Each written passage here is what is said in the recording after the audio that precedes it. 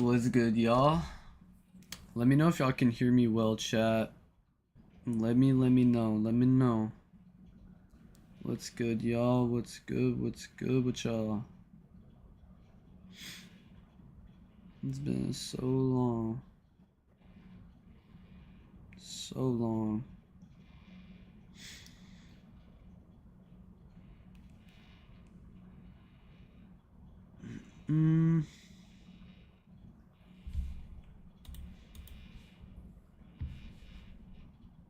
Can't even hear my game right now.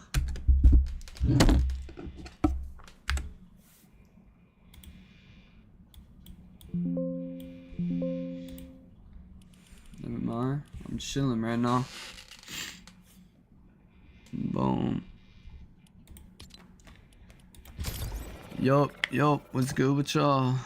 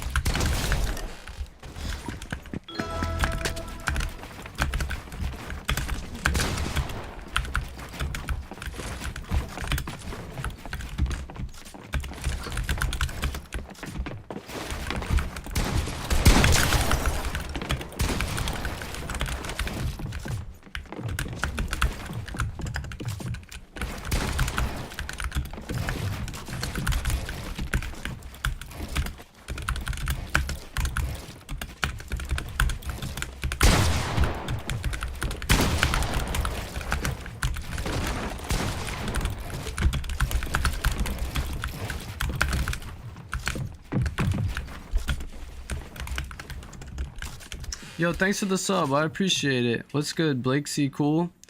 What's up, Monim? Are you alone? I am. Well, not alone. I don't know what you mean. My ping is bad right now, but yeah, I'm just chilling right now. Free Fire.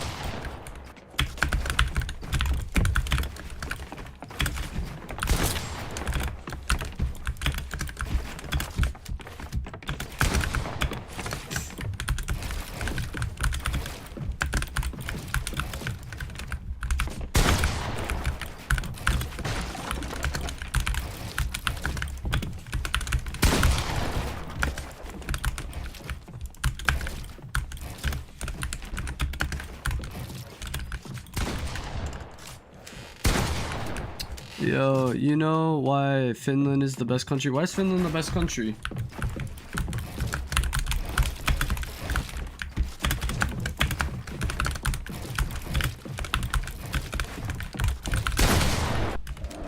Bro, if my ping isn't bad, this is actually fun, but...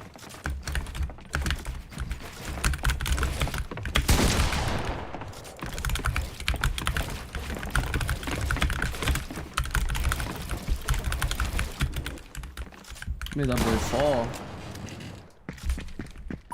How do I get so good? I just say consistency is always the key. You can never... I'm dead. I don't know.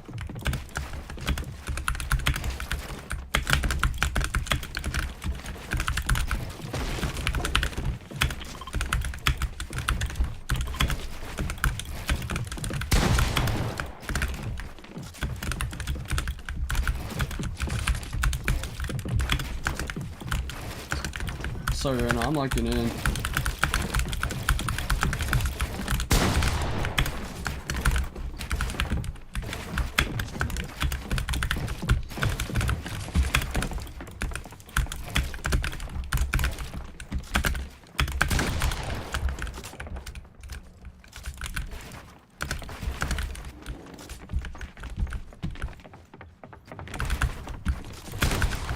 Oh my goodness, that's a fold on me.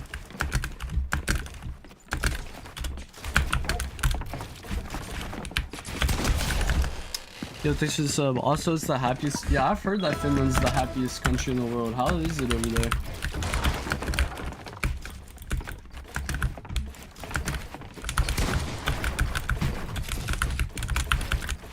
Oh my goodness. My ping is so bad right now. Yeah. Oh, sorry, I'm about to lock in.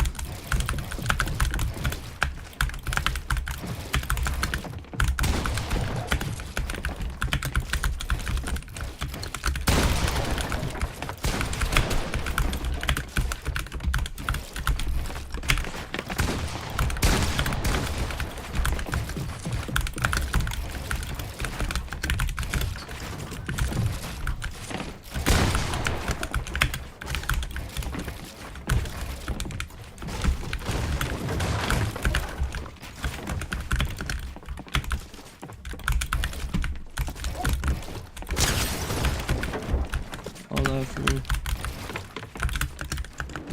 90 damage.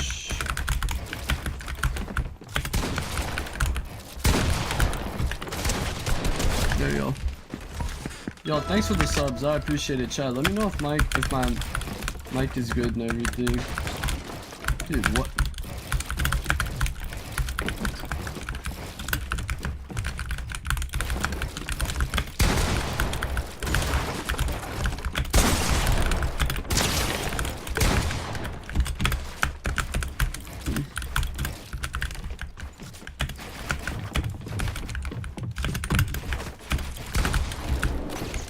Right now it's just an aim issue. That's my problem. I'm trying. Oh, you could have full piece me right there.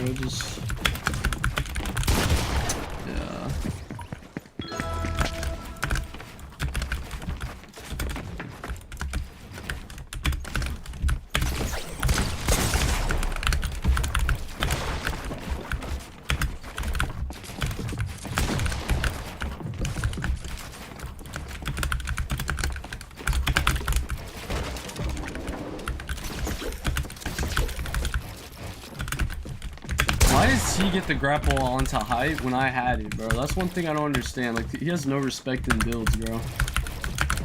Like, you drop, like, that makes no sense, bro. I don't care who you are.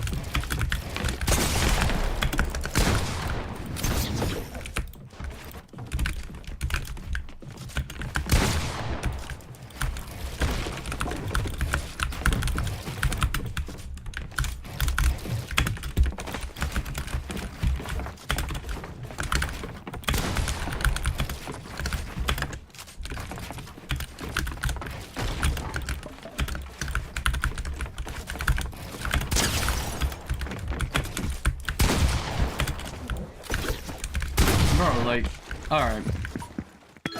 Most of his kills has been because he gets like a peek like that, bro.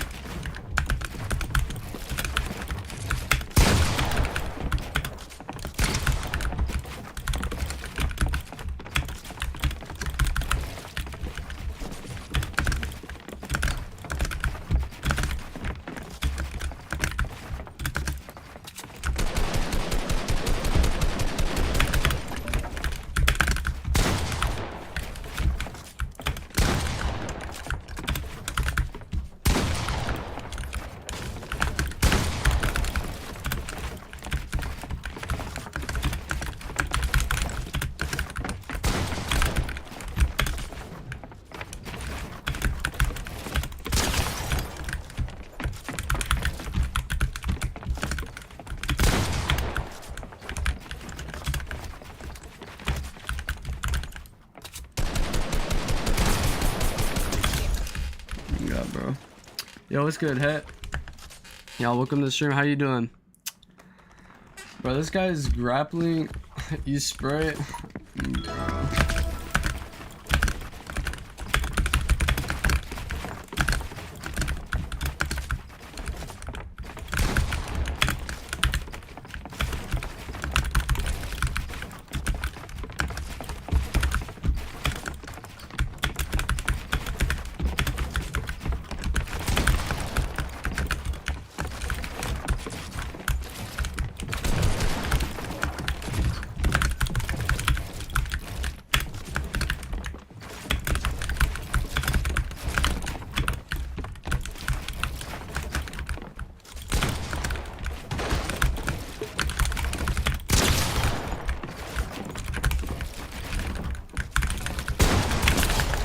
Yeah, GG's little bro. Shit. Bro, my ping is so bad. I know it's gonna be like, it's gonna be a crank off. I can already feel it.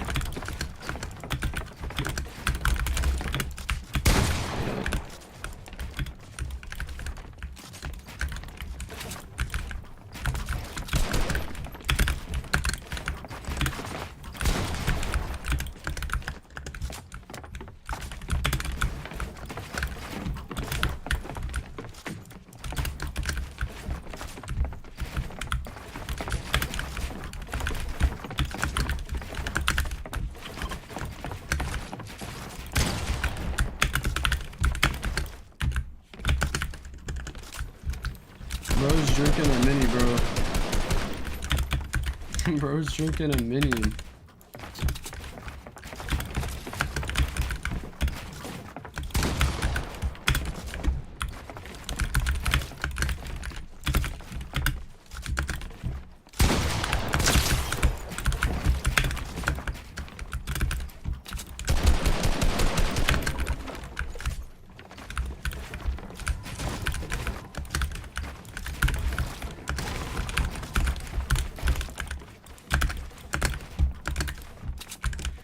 just because he did that, bro, I'm finna spray, bro.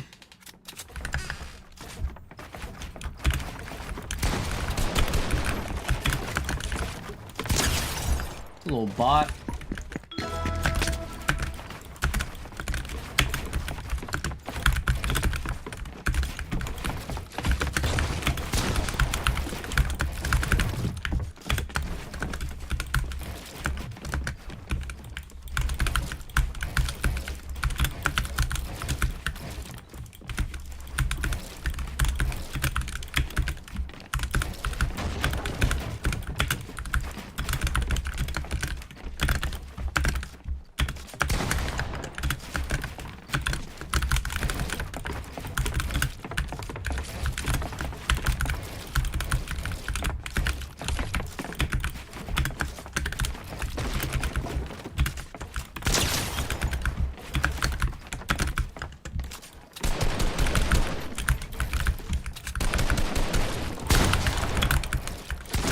Pokeballed. Gotta catch them all. Ah, boy. Sorry, boy. Sorry, girl. Sorry, boy. Good job, little boy. Leave. Good girl. I own you. GG's, little bro. I didn't even warm up.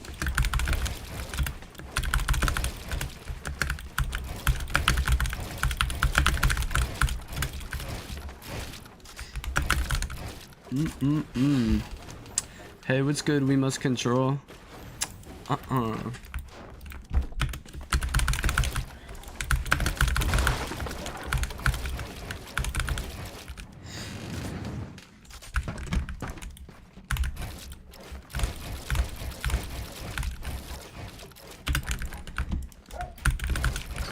The server feels so laggy right now.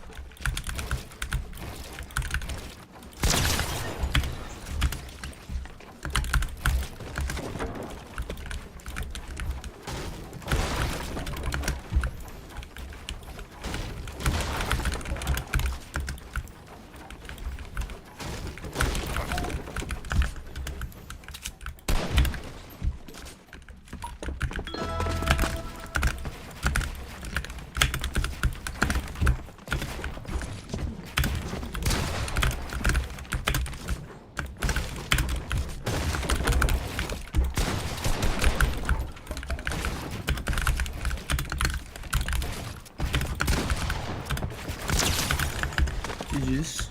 Some little light. Some little light.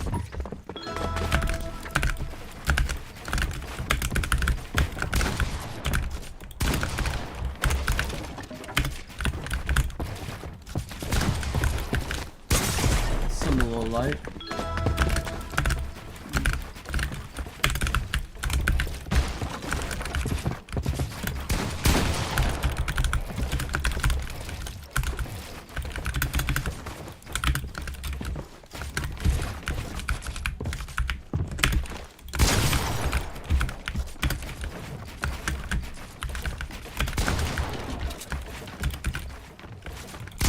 Some little light.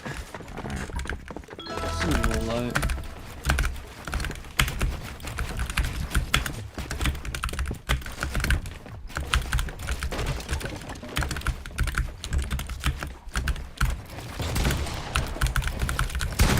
Oh, good boy. Stay down there. Good boy. Alright. Nice. Try to hit a little side jump. I respect the play. I respect the side jump.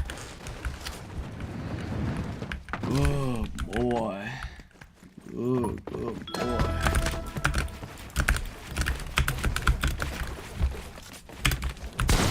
I feel that. See, I be going for the side jumps too sometimes.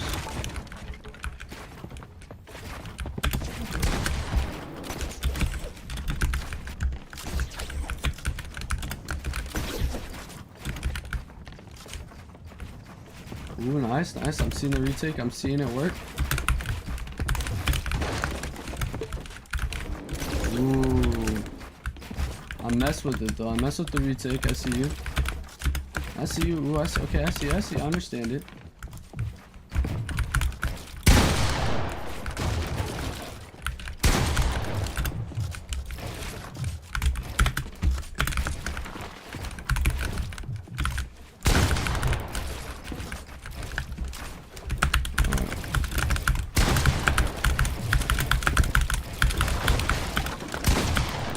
Ooh, you're like in this one shot right there.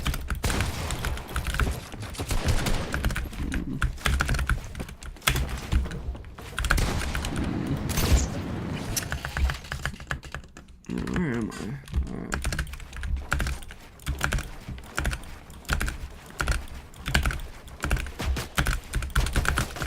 That's crazy work, bro.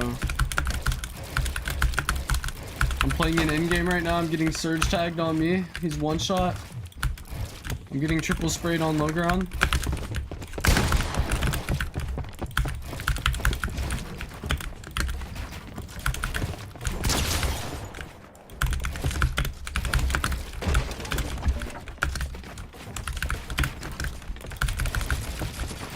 Oh, good boy. I like that. Next time, shoot your gun. You would have killed me. Full trust. Full trust. You would have killed me.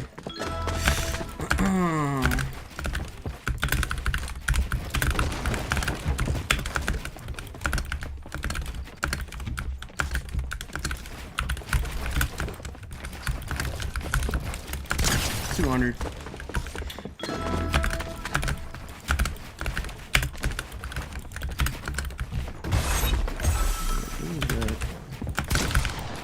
Oh no, I'm in his ball. Oh no. What am I gonna do? Okay, what's the play here?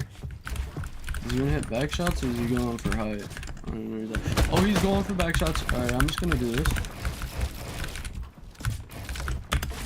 Alright, he's doing it right there. I mess with that, so I'm just going over here.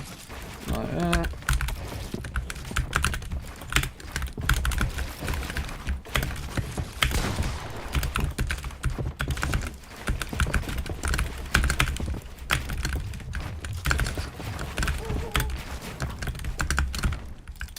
Get to this layer right here.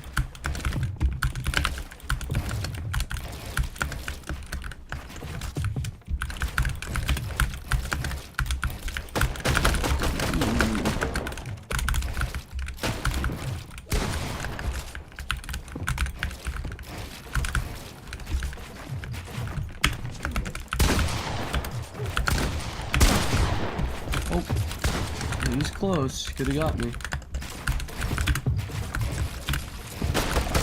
GG's, bro. That was actually pretty good. That was pretty good.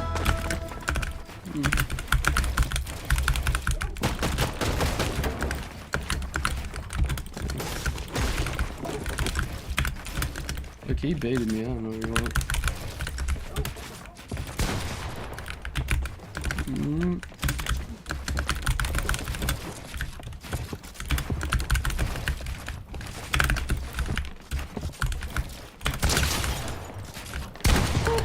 I'm here.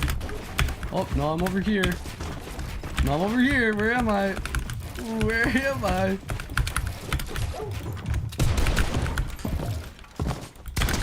Face. Ooh. I'll watch some FNCS afterwards.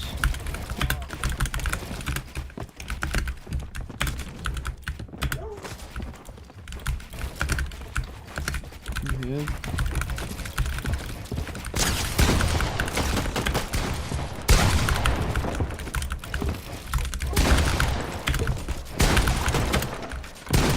That was so close, man. That was one of them spooky fights.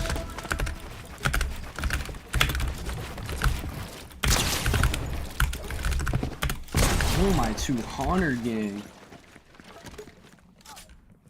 Let me turn on my Zen. Turn your Zen on, turn it on, brother. I dropped. How am I not getting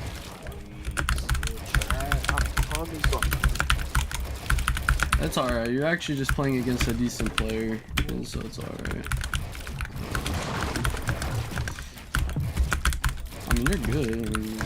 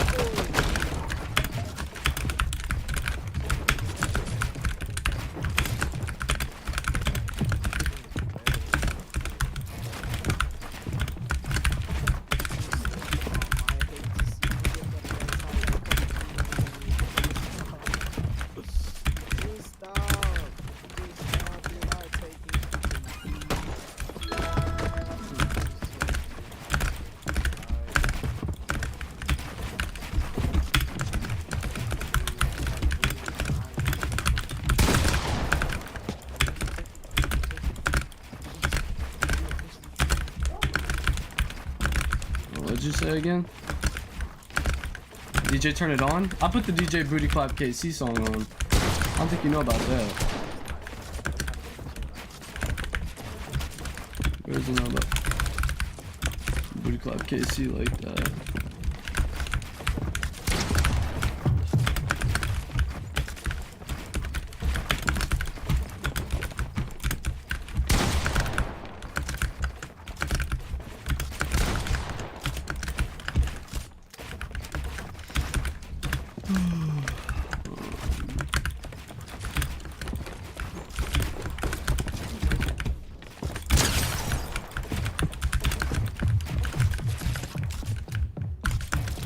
Oh gosh, my game lagged. GG's, brother.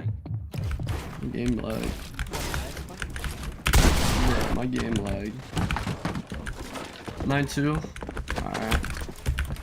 Oh gosh. I'm lagging right now. I don't know, I was playing FNCS right now. Holy smokes, brother.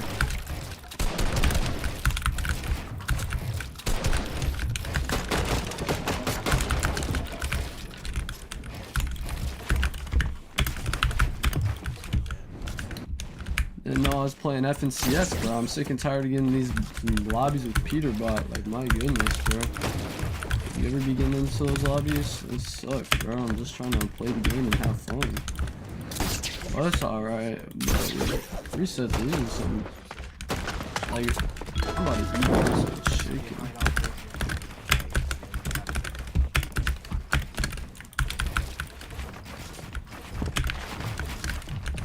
Oh, boy.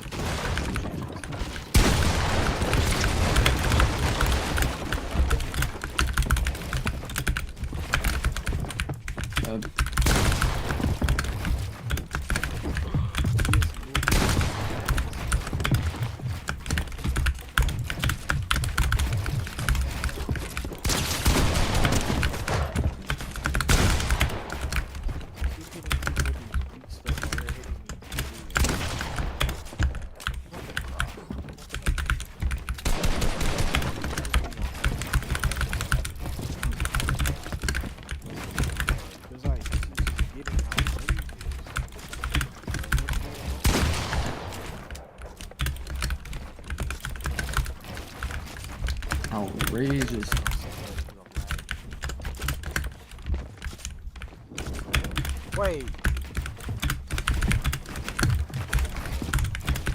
Wait, girl Papa.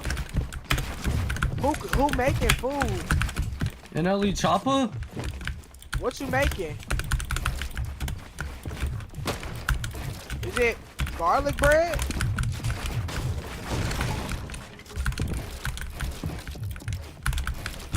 Oh, I see.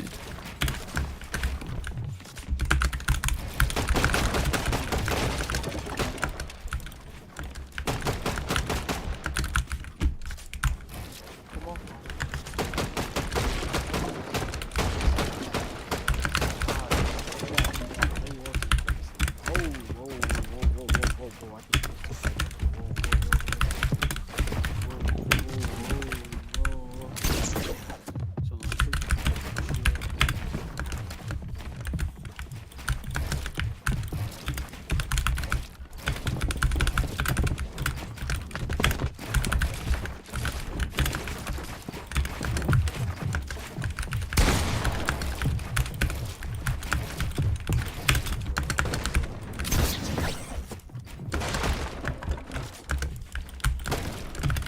No, it is kind of hilarious seeing take high.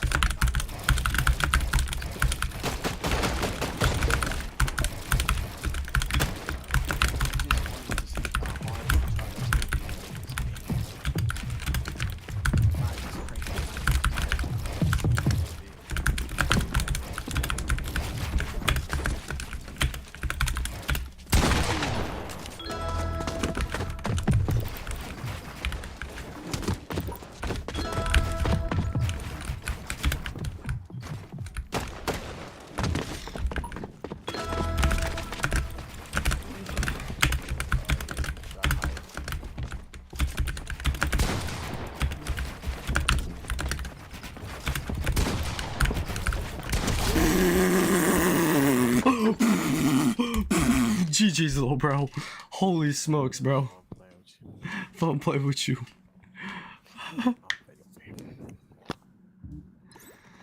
Oh my goodness.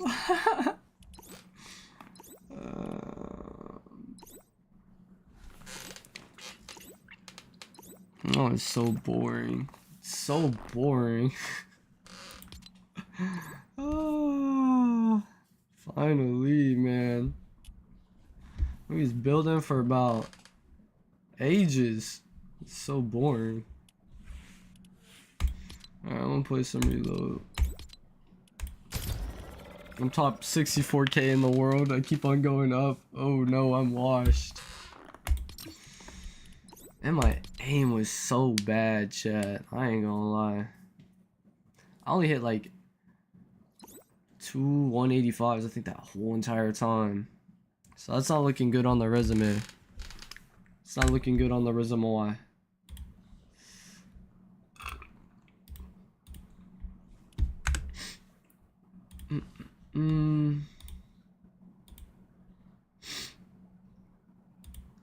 I can say you.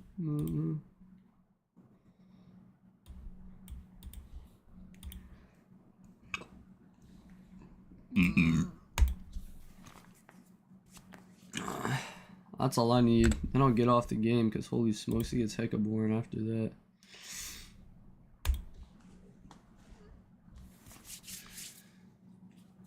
Too bad I can't queue in with anyone good.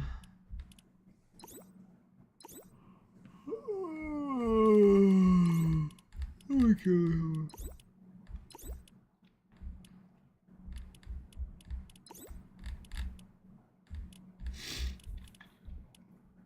My boy Jay is not on. He needs to get on.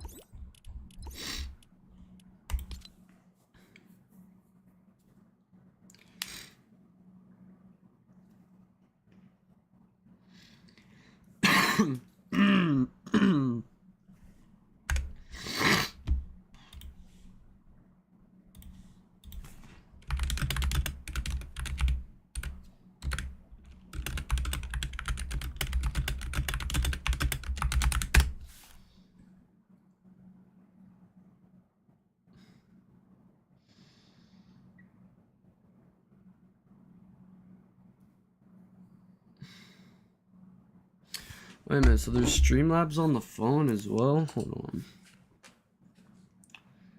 gonna have to invest in the Streamlabs stuff on my phone if I can find. Where's it? OBS.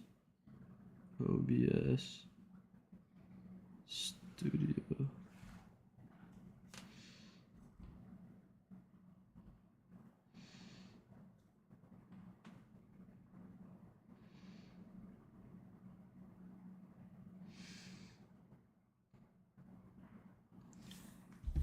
I don't even know who's on my team.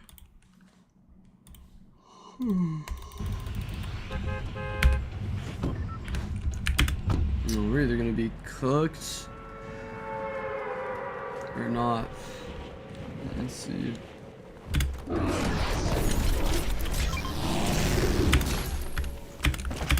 Wow.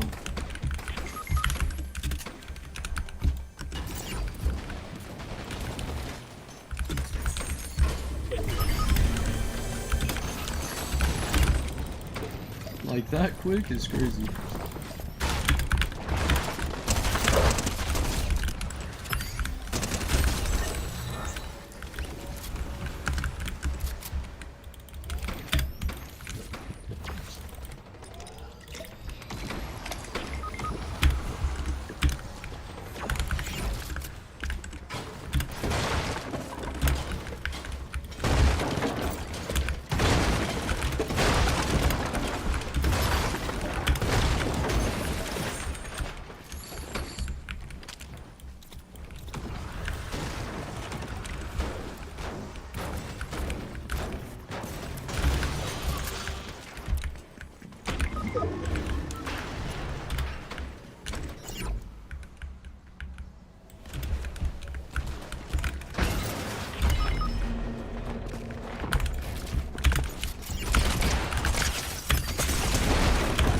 Oh my goodness gracious.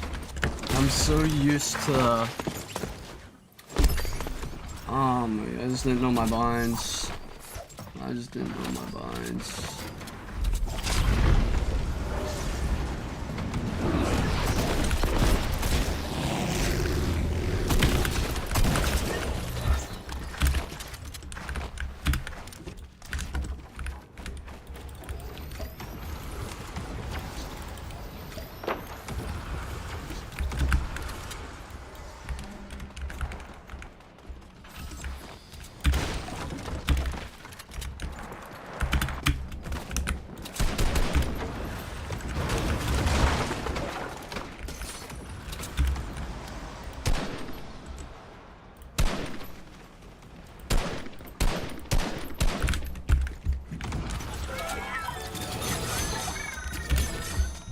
Why am I almost out of gold? I have a gold reset? I swear I just had max.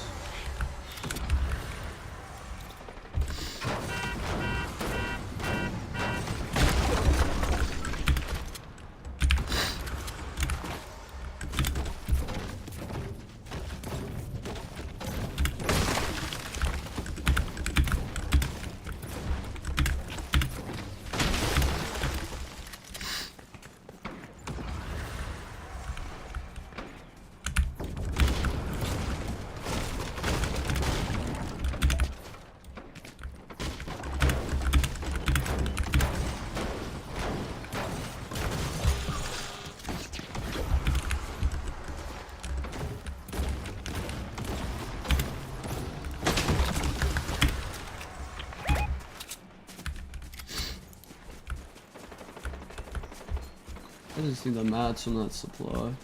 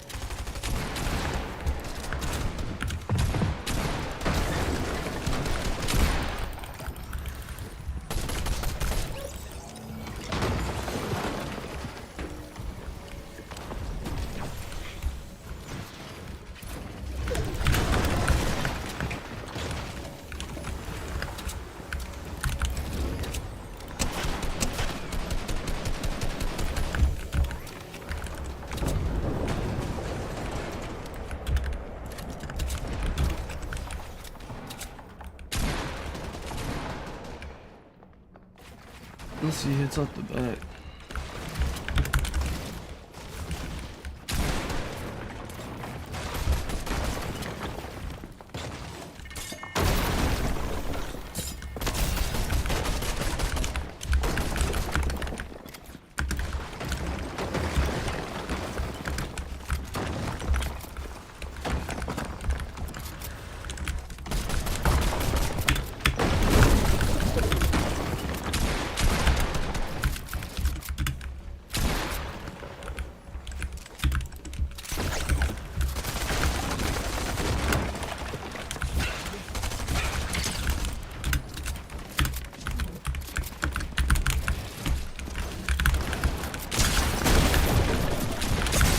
Wait a minute, there's a stair right there underneath me.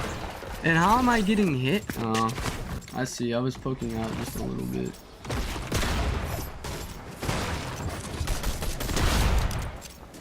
Oh, that's a good man.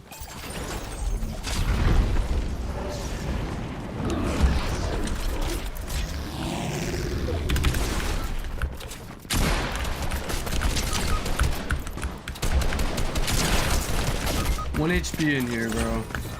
Holy smoke. With an AR. I'm so lucky I hit for 90 and 90 body shot. I just need to relocate and actually get good loot. I just had a bad game off start.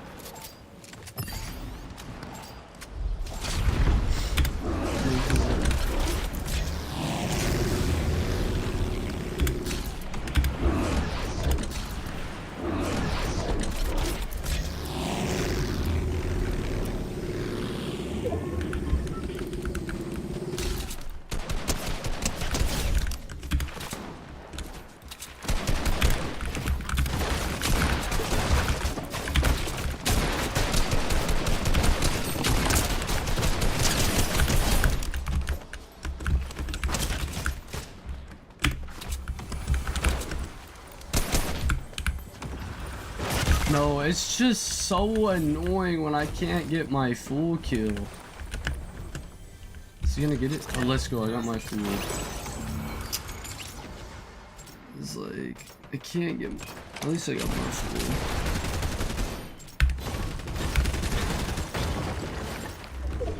Not the most. It's not a surprise.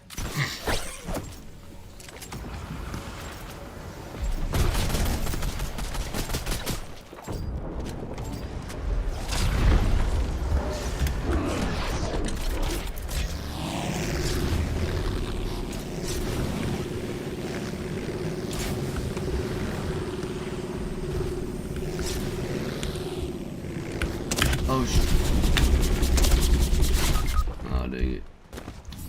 Actually, if my teammate wants to come to me, I don't know, respawn? Oh, I think he's coming towards me now.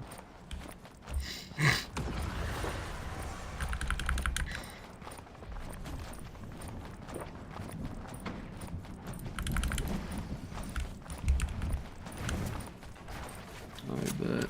W.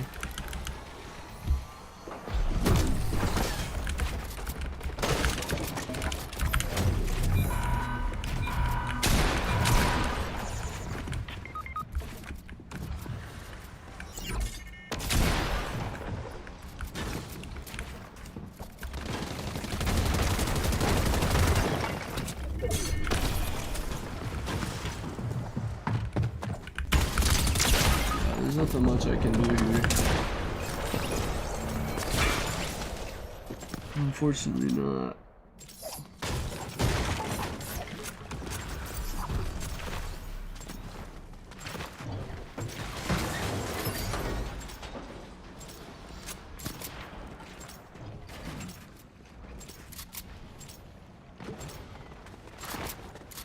Oh, go for that.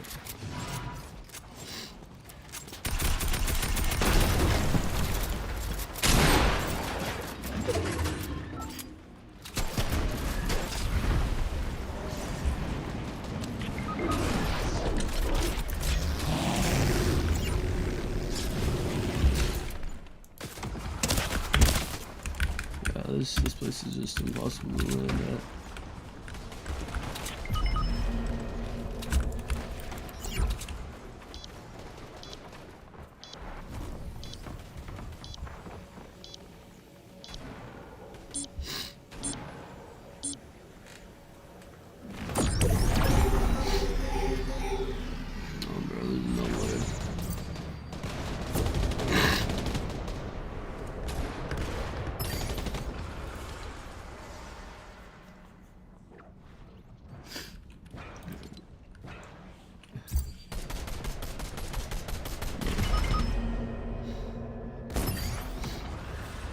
Drop on the ground on top of me. This is actually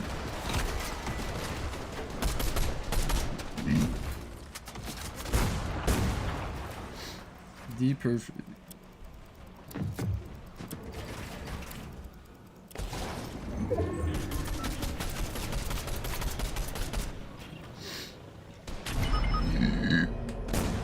Bro, I'm gonna win this game. I'm finna clutch up.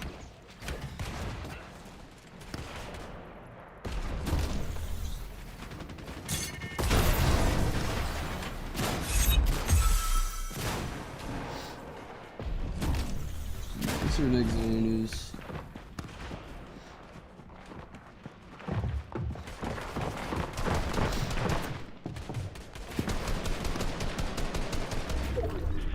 Alright, bet we got next zone.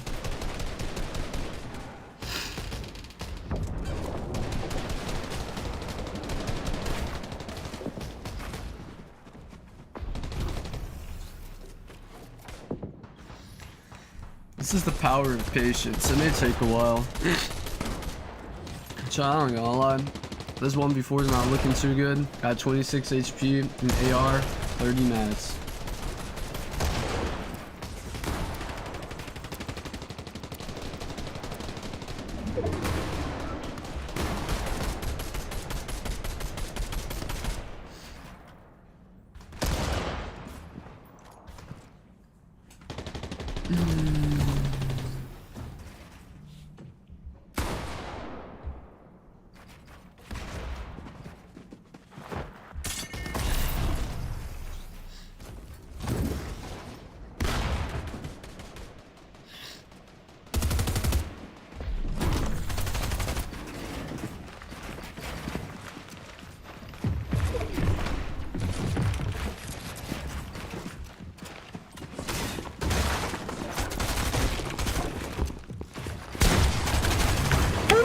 Run away!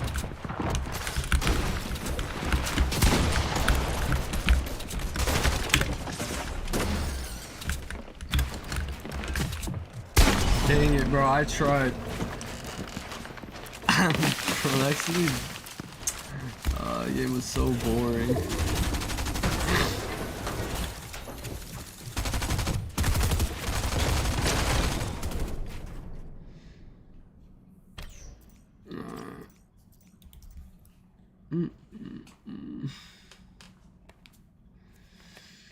These lobbies are something crazy right now.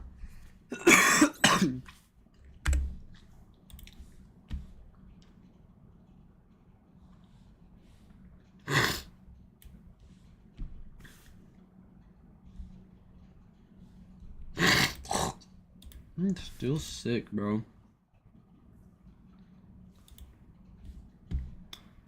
To secure that spot. I love how all the I wonder if is this the first game for today? Yeah, this is probably is.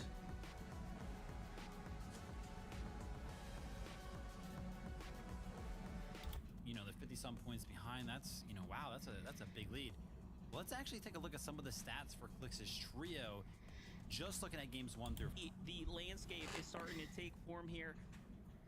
Jumping on over to the other side, we get the Peterbot Ritual cold update, and it seems like they're continuing the action here, really making sure that the team in first place is going to be hearing them here shortly. But first, it's action at the Crime City right now. We all know this is one of the better drop spots, of course. Peterbot has seemed to continue to fight for the best for years now, and rightfully so. He's earned it. Yeah, one of the more mechanically skilled players in 1v1s, and that was something that we noticed yesterday. Even though he made that sneak play in the decision, he did it all by himself. Even when Clix and Yamzo were able to kind of converge over and try to get the help to Higgs, instead of taking a 3v1 or a 3v2, they chose to try to disengage. They didn't have the full setup that they wanted. We're trying to cause them to lose the fight and play the rest of that game out on the back. But no real changes this time around, sticking to their strategy, building multiple surge bases outside of Lone Wolf Lair. I just think this time around Higgs is going to have his eyes peeled for that porta potty, so no sneaky plays can happen. Nothing just yet. But you know what? I think that game 6 yesterday was actually a wake-up call for this team, right? Not to let their guard down, and they're going to remain on high alert now moving forwards. And they really have to, right? Kind of just shows them that, hey, that quickly, your entire tournament can be flipped upside down. It almost makes you wonder, because one of the things a lot of players notice, if you have that signature outfit on, whether if it's with a black bling or not, the pickaxe, that's one thing I want to see. Maybe you have to switch it up every single game so nobody can kind of target and download which outfit you actually are. You can have a little bit more escape plans going at it, if that's the case, especially with third parties starting to come in. Let's jump on board Fuse, Maniac, and the tip. Just outside of Magic Mosses already. There's a lot of teams now, I feel like, thinking this is where we need to position early due to at least 5 zones yesterday going to the north side. Definitely those zones playing a huge factor. No one in the community is letting it down. As we've seen all the theories start to float about, but you know, the truth is, I did come across that one post where folks ran the simulations. It's so unlikely for you to see those same types of zones pull to the similar areas. So today, it's a new day. We're coming in with a fresh look. See a quick little update there, Peterbot's elimination. Those are going to be some important damage tags, as we all know. Usually the first game of the day is going to be the slowest one, the most surge heavy, right? The one where teams are being the arguably the most passive.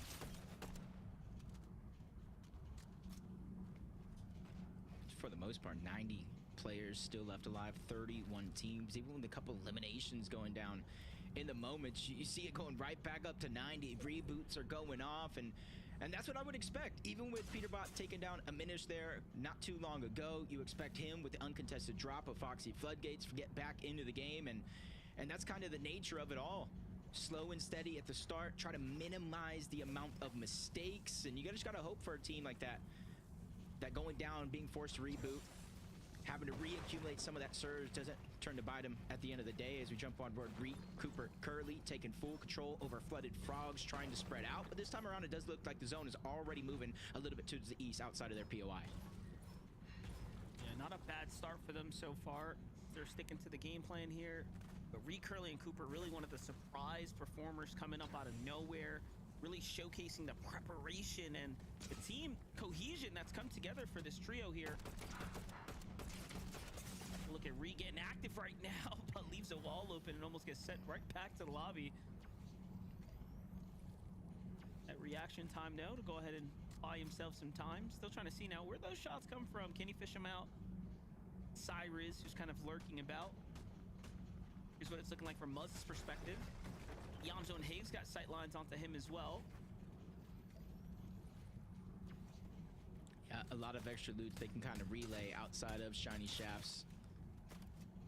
You kind of see the mountain that they already built their surge base on top of. So they got natural elevation plus their built elevation. They get a wide view of the land, which is going to be needed now, not only for the surge that they were trying to accumulate monster, but now you see the zone pulling further and further away towards the eastern side. So at least they're going to be able to get a lay of the land, the information of where teams are currently at, boxed up and possibly rotating too. So that way they can try to have a smoother rotation and not running to too many players early on. Boxing people up. Let's see what's gonna happen here. King's making the push in to catch one off guard. However, no big openers just yet. I like how they defensively get together. Gold splashes come down. They have the advantage now. Let's see how King's trio ends up utilizing it. From Seek's perspective, trusting to keep the distance here. Both sides on gold splash effect. Scratch that. Ooh, I like that decision right there. You see Seek making sure to destroy the scanner, trying to give less and less information. That would have been a good tool in their arsenal and being able to know where they're at. Dash being forced down to the low ground. But this is a chance right now. You see him sneaking around, landing some shots on the King, making sure that he knows there's no shields on that player. It could be a chance to go if you guys got the opportunity. But he backtracked into Silic, who's trying to hold defensive position and maybe even inside of the cone to sneak up onto Veer if he doesn't expect him. And now he has a chance, and he boxes up Chicken. Back-to-back shots coming out from Silic. Seek goes down. Now he leaves his trio in a 3v2 situation as the elimination fully gets cleaned up. I gotta give a lot of respect to that one. I was gonna make the call a little early. They clearly have the disadvantage with the overall look, but when you are the man up now, talk about a game changer here. However, Dash not looking to let it up just yet. He's gonna trade one off as well. 2v2 fight going on here. Both sides, all sides hurt. Jargu's only the healthiest one here in the battle. However, loses, unfortunately, his positioning there, his footing for a second. Now they're forced to low ground. Be able to pick up their teammate. Seek, though, completely finished off. Uh-oh. Neither one of them really able to farm up because these are teams contesting each other. Now Jargu's almost out of build. Some get past at the last second, and they're able to run past, take out Dash, keep it in their favor, and Veer falls as well. And that's a full wipe right there. That was one that I thought was going to go the other way, but you got to give Silic the credit for getting that opened up elimination. Yeah, that's one of those situations where you look back, you say, man, we shouldn't have won that fight. They had a disadvantage. They got snuck up on. They were pushed out of the Kappa Kappa. And all of a sudden, Silic with the one big play turns the entire momentum right back around. Well, look, now they have all the time in the world to go ahead and work to refarm their way back into this game. Let's see what they can do. That huge performance. Taki Vert and Esho, though. Seen a lot of this team here. Continuing the fight at the Magic Mosses. This is up against Noah Plays Trio. Right now, it seems like if you look at the bubble for global spots, almost 100 or so points down. Noah Plays is already down as well. Taki, he's trying to get distracted down below. Isho uses that to his advantage, able to jump onto Chaos Gaming, get another elimination. Now Kaz is left by himself, but at least for now, Monster, there's a little bit of distance between him and those two opponents still looking around to figure out where he's at. Yeah, they don't know exactly where he is just yet, and there's another trio moving in extremely quickly. Could that be Peterbot's team? Could that be... Oh, okay, it's Reed's Curly on the way alongside Cooper there. Taki and Eshu now looking to kind of double back, pair up with one another. Shots come in. Trio wasting no time, letting their presence be known. Uh-oh. Fourth team now enters into the mix, probably an additional team coming from Whiffy. And see it, Monster, it's just outside of Magic Mosses, so a lot of these teams that do land up here, instead of kind of cutting towards the side, beelining it to zone, they could go all the way towards the north. One tick zone damage isn't going to be much, and then they could try to get into where it isn't as congested, maybe above Demon's Dojo, maybe above Pump Power. Those are going to be some of the pivotal spots for any of these teams rotating early. And for Taki, Vert, and Isha, the longer you stay here in this position, you're closing off opportunities, you're closing off options, all for a singular elimination, which might not necessarily mean much. It's only 4 points. It was Amplify and Shiny Cat there. Take a look at the replay here. Oh, no. Clicks. A little bit of fall damage, just giving you guys the full picture here. All to a rocky game 7 right now. Seems like they're just rolling up to the Flutter Frogs here shortly as well, so determined to play deep in the storm. There's also 3 trios in the vicinity here. They cut this one player off, and in they go. And only cut him off, they get a knock. So far away from the rest of his team, and this is a little bit of a different strat, Monster. Yes, the zone plays a huge role as it's going away from the north side overall, but now clicks Yamzo and Higgs. If there's anything left over in that black market, they have an abundance of gold from their Lone Wolf POI they could finally use, and this is something they were not able to do yesterday because of where the zones were pulling. It would have been way too risky for them to go into the black market, possibly get stuck there, possibly get stuck overall. A lot of risk associated with that, and now they're going above and around, so that way they can go ahead and be behind every single one of these teams rotating in and give them the option to visit that black market, because they do have some extra splashes and men miss smoke, so they can stagger as long as they want. It's a really good point. Take a look at the key, though. Clicks jumping right on into the mix of things here. makes you wonder, why was this team sitting around this long? This hurt. They saw that there was a trio nearby. Didn't even take the time to cap off, but neither here nor there. It's going to bring Clix's trio up to 3 eliminations. These elims extremely important in allowing them to start closing that point gap. 4 elims so early in the game is a massive come up. Remember, each elimination is worth 4 points. It was about 41 points. Peterbot Cold, the Ritual did have a lead. Those 4 eliminations, just like you said, is doing a good job of cutting down that lead before placement points even begin to set in.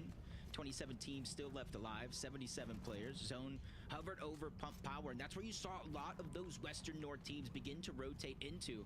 So if it continues in this trend, it could end up being one of the stacked parts of the zone. Even more so stacked if it continues to pull towards the north. So I think a lot of these teams are hoping just a little bit for South Pole. Oh no. Bucky getting active right now on our 3rd place. It's big. Visuals, a Minish Braids here. Visuals already taken down right now. Okis traded off as well, but the chop comes through. See the kneecapper come out to go and make sure he mitigates any potential damage there, and Bucky gives up the high ground right now. Opting to go ultimate low. Cam's got another side angle here, but the pressure is on right now for this trio. Yeah, even though Okis is down, with that elimination, it's only going to be Braids and Cam still left alive on the other side, so a 2v2. They just got to be very, very careful. And I think that's why. A Minish Braids Visuals, they land over towards Foxy Floodgates. They can disengage out of this position, run towards the back. It's relatively early in the game, so not too chaotic of Storm's damage is going to go off. Plus, you see some extra heals there. But Braids is hiding towards the top. So you got to wonder, if you're Bucky and Cam, do you think they disengaged all together as he's able to land some free damage onto Cam? You got to hope he has HP now, because he could go down in the zone. Oh yeah, the med mist starts to come out. They're actually forced now to kind of double up here, and this is going to buy time for the reboot, where they can't even look up to go ahead and target him. So honestly, a very successful reboot, and just a small play that's going to make the difference here at the floodgates, allowing Visuals to get right back to his loot pile here. And it's little things like that that all of a sudden help you kind of bounce back into the game. And just think about this. Braids, Diminish, and Visuals didn't finish less than 11th place yesterday. The difference maker between them and the teams up in 1st and 2nd was the fact that the eliminations that Peterbot's trio, Clix's trio, were able to accumulate far outweighed the placement points overall. That's Solo well said. pushing right now. What? Oh, Minish is feeling a little confident right now. He takes a big shot, but Cam is now Look at Cam. running his way in. He's smoothly running through those builds like a hot knife through butter. That's a good amount of confidence as well.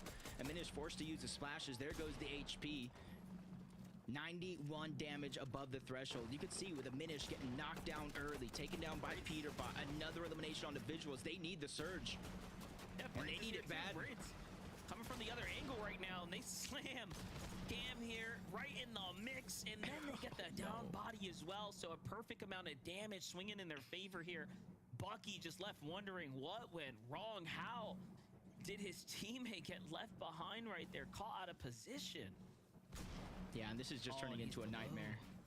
Yeah, he's below. He can't go back into the zone and reboot his teammates. Otherwise, he's going to fall further and further below. Good luck to Bucky as we jump on board Peterbot Cold and Ritual all the way to Seaport from Crime City. Making these quick rotations outside of the zone. 500 plus damage above the threshold. I feel bad for Polus and his trio. Not the most experienced, make it into a grand finals, and then in game 1 to start day 2, you're running into Peterbot Cold and Ritual. Yeah, but they hold their own, pushing off Cold and Ritual here for a moment's time.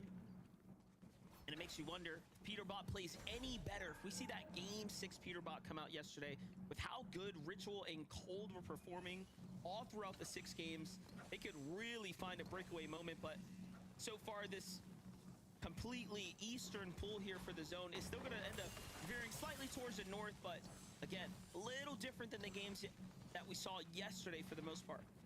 Yeah, and they're just using this to their advantage, not even going towards the zone or where it was. They're just beelining straight towards the zone. They know not too many players are going to be on top of that mountain on the outside. If they have enough heals, maybe even get eliminations to utilize that siphon, this could be the play that wins them or puts them in the best position here for game number 1.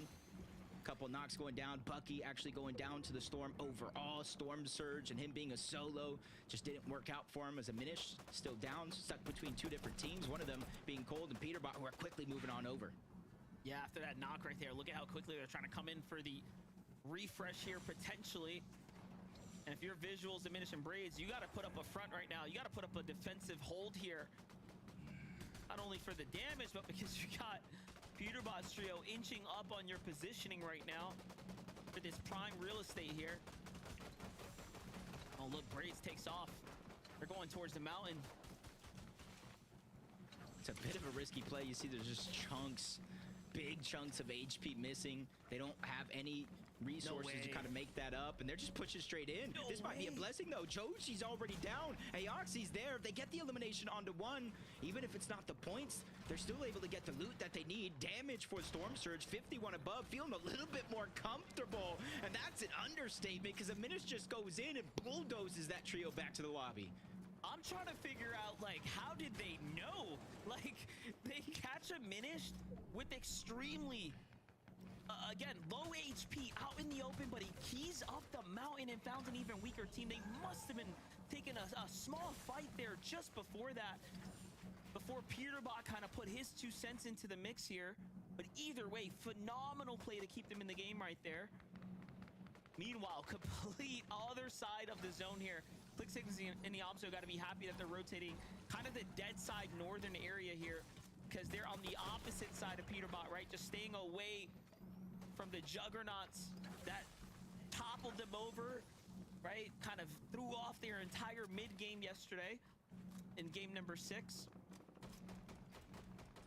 You see, they were the only team, though, to get 2 victory royales yesterday. And honestly, I like this positioning on the zone. If it pulls anywhere but south, they are in one of the best spots in the zone so far, getting ready for these next moving zones. But if it does pull south, not just them, but everybody else on this side of the zone is going to have some trouble trying to make it up over that mountain on the other side. You see so many teams already positioned with that elevation, looking down at the side, not just the Yamzo, but he does land a shot on the Creon, who seems like he might be by himself. I don't see his teammates anywhere. That might be one of the few solos left in this lobby.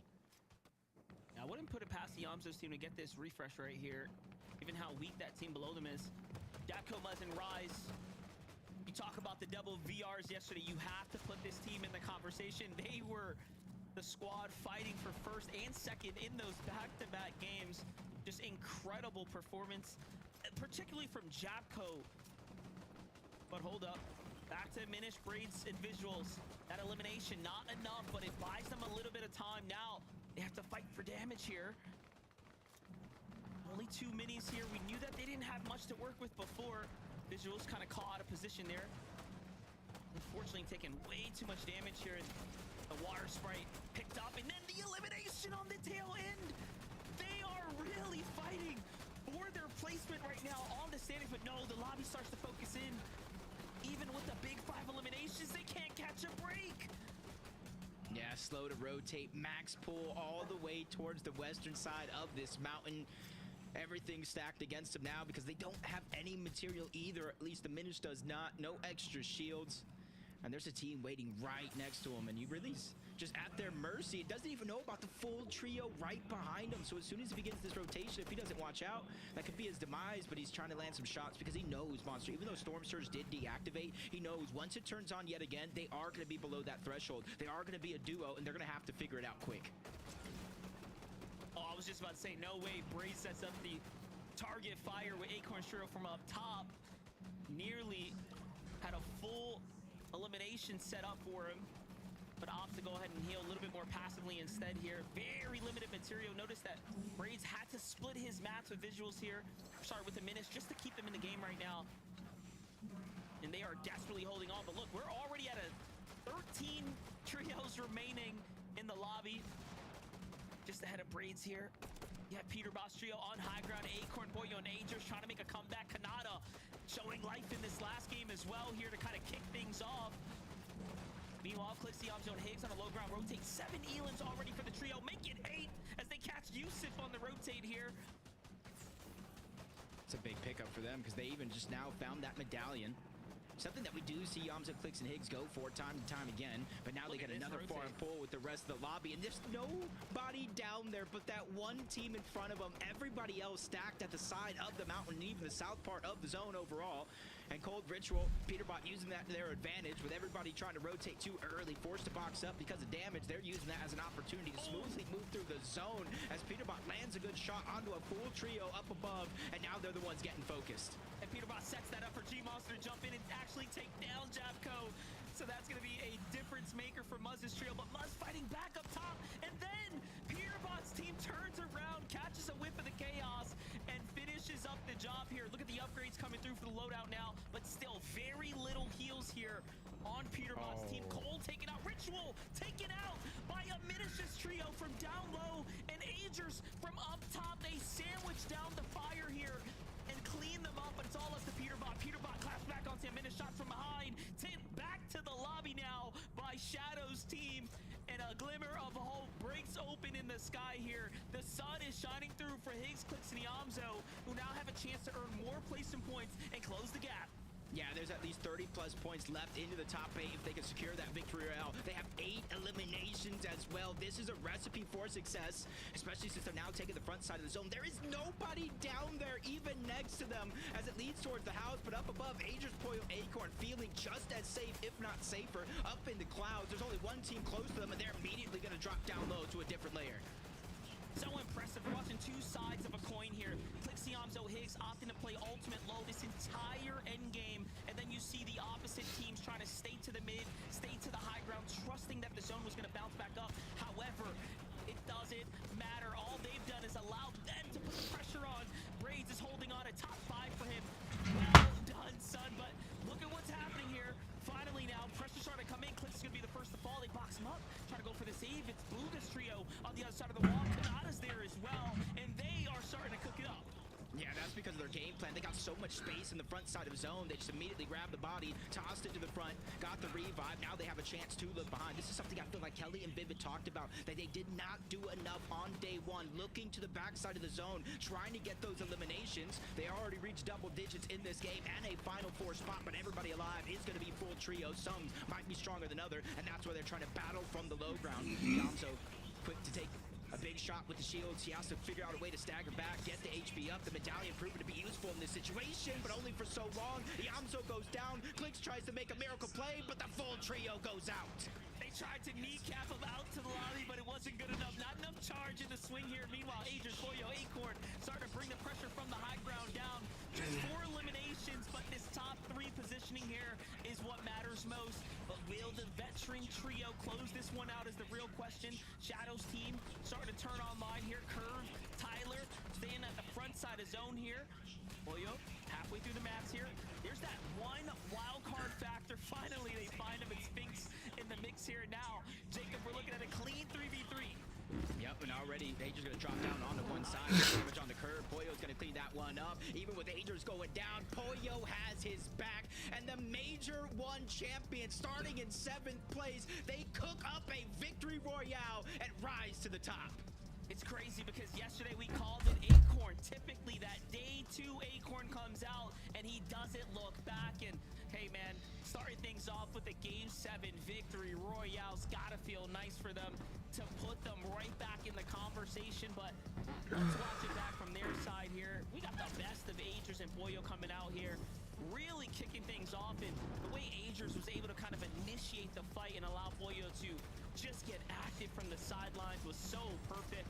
You gotta give respect to the Young Bucks, Shadow and Curve and Tyler there coming through. So congrats, game 7's wraps there. Zeke, what do you have for us now? See what I'm saying? You see what I said at the start of the show? If Poyo came out and just won a game, we could be looking at a top 5 situation to qualify to globals. And Poyo said, you know what, Zeke, you want to win? You want us to win game 1, Zeke? We'll do that for you. I couldn't have written a better script. Poyo, Agers, Acorn, I just cannot believe, Kelly, they were able to walk away the game the way they did. They just had high ground and just no one cared. And like, that's not the situation you want to allow Poyo to be in. Well, someone cared. Muzz cared, but then he got punished for it. So it's a little bit understanding when the rest of the lobby kind of understands what happens when you try and focus on height instead of Peterboss trio on the low ground. But Acorn Aiders and Poyo did an incredible job.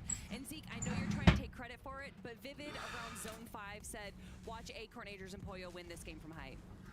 Yeah, I mean, this is actually what I was calling towards the, earlier on before we even started this game. I was like, listen, that's what I want to see from this round. I think we're going to see them on the higher ground and make a little bit of a comeback. And instantly we can see them on the higher ground in game number 1 of day number 2. And this actually started yesterday, right? A lot of people will be like, oh, wow, they might have been cooking something up overnight.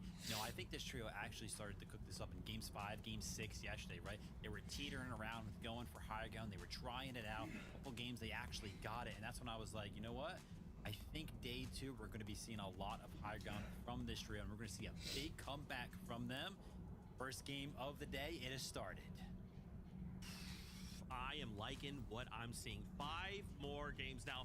Very quickly before we go to break, I just want to shout out Courage, JD, and the Courageous. I really hope that you have an amazing party, man. When we return after this short break, more action from the FNCS. So stay tuned.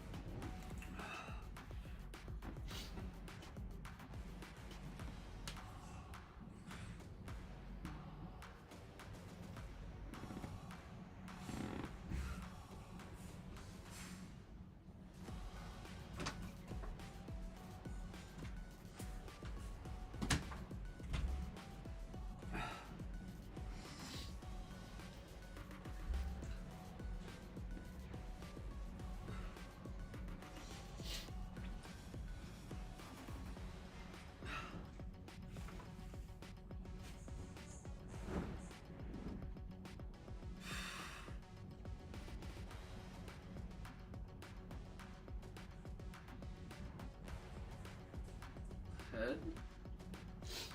Did someone say head?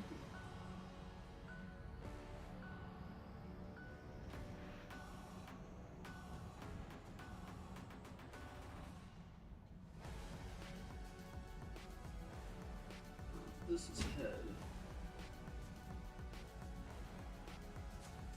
Let me do this. Please.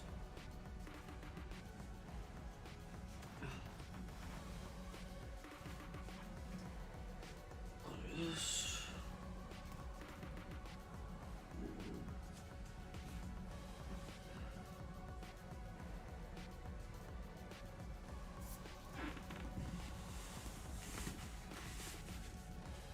Yeah, that's valid.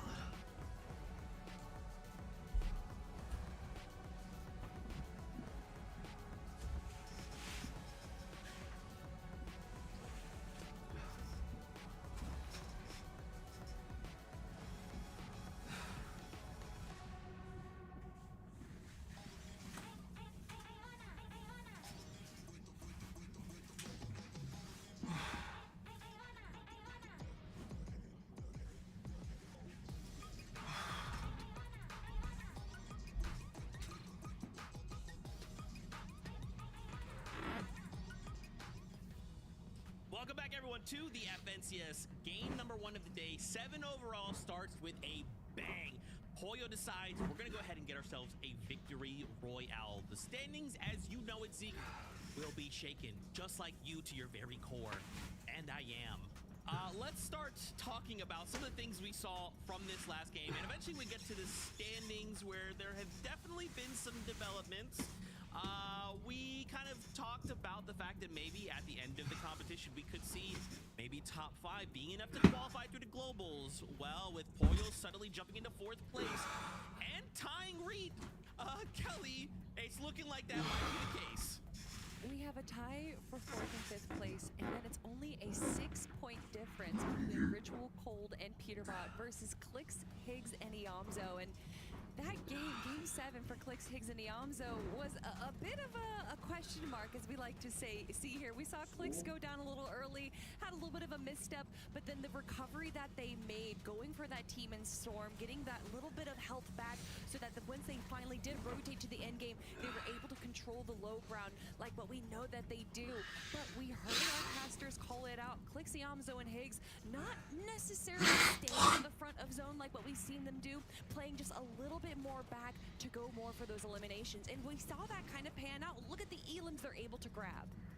Yeah, I love the adjustment from the trail. I mean, they're just playing so good right now. As soon as Peterbot, Cold, and Ritual misstep just a little bit, right, go down a little bit early, they're right there. They're playing so consistent when they don't go down in the early game to go ahead and close that gap, which is why that 6-point difference is screaming right now, right? If you're Peterbot, Cold, and Ritual, you got to be feeling the pressure from that one. Clicks, Higgs, and Iamzo, like I said, we talked about it earlier. Zeke was like, maybe they got to change something. I was like, no, they don't got to change anything. Just got to be a little bit more aware in the first couple minutes of the game. And I promise they're going to start doing well. The chase is on. Oh man, the chase is on. 5 more games of this. Let's also talk about Peterbot, right? I mean, again, 6 points really isn't anything, right? We can see either of these trios make a mistake, fall early, or Peterbot decide to run and Clicks again. And we could see him dethroned here on day number 2. But I liked from this game, like, yeah, they only placed 9th with 3 eliminations, but clearly this trio has such an impact on the lobby. Yeah, it's less about what they offer themselves and more so what they take away from everyone else. And we saw Muzz's trio going to kind of tag high ground there, and Peterbot able to catch them out, grab a few eliminations there. But honestly, 3 eliminations, even going down this early, is a bit of a short stop for them. And it'll be interesting to see kind of how they respond to this. We know that anytime something kind of negative or aggressive towards Peterbot happens, he tends to reverse it on that person tenfold. So I believe it was Adri's trio that actually took down Peterbot. So let's see if he pulls a Vino and lands on them. Yeah, the crazy thing for me right there is they usually do so good at getting to the end games in a pretty healthy position, right? But as we saw right there, when they went down 0 materials to kind of work with trying to sneak away with a little bit of a kneecap or rotate through the air. Way too good of aimers on the high ground to kind of allow that to happen. 9th place, 3 eliminations for the trio. That's actually their worst game yet in this final. So we'll have to kind of keep an eye on how they're doing. I'm a little mad looking at these standings. I'm not gonna lie, G. Kanata, right in the mix in the end game right there. 3rd place, 4 eliminations.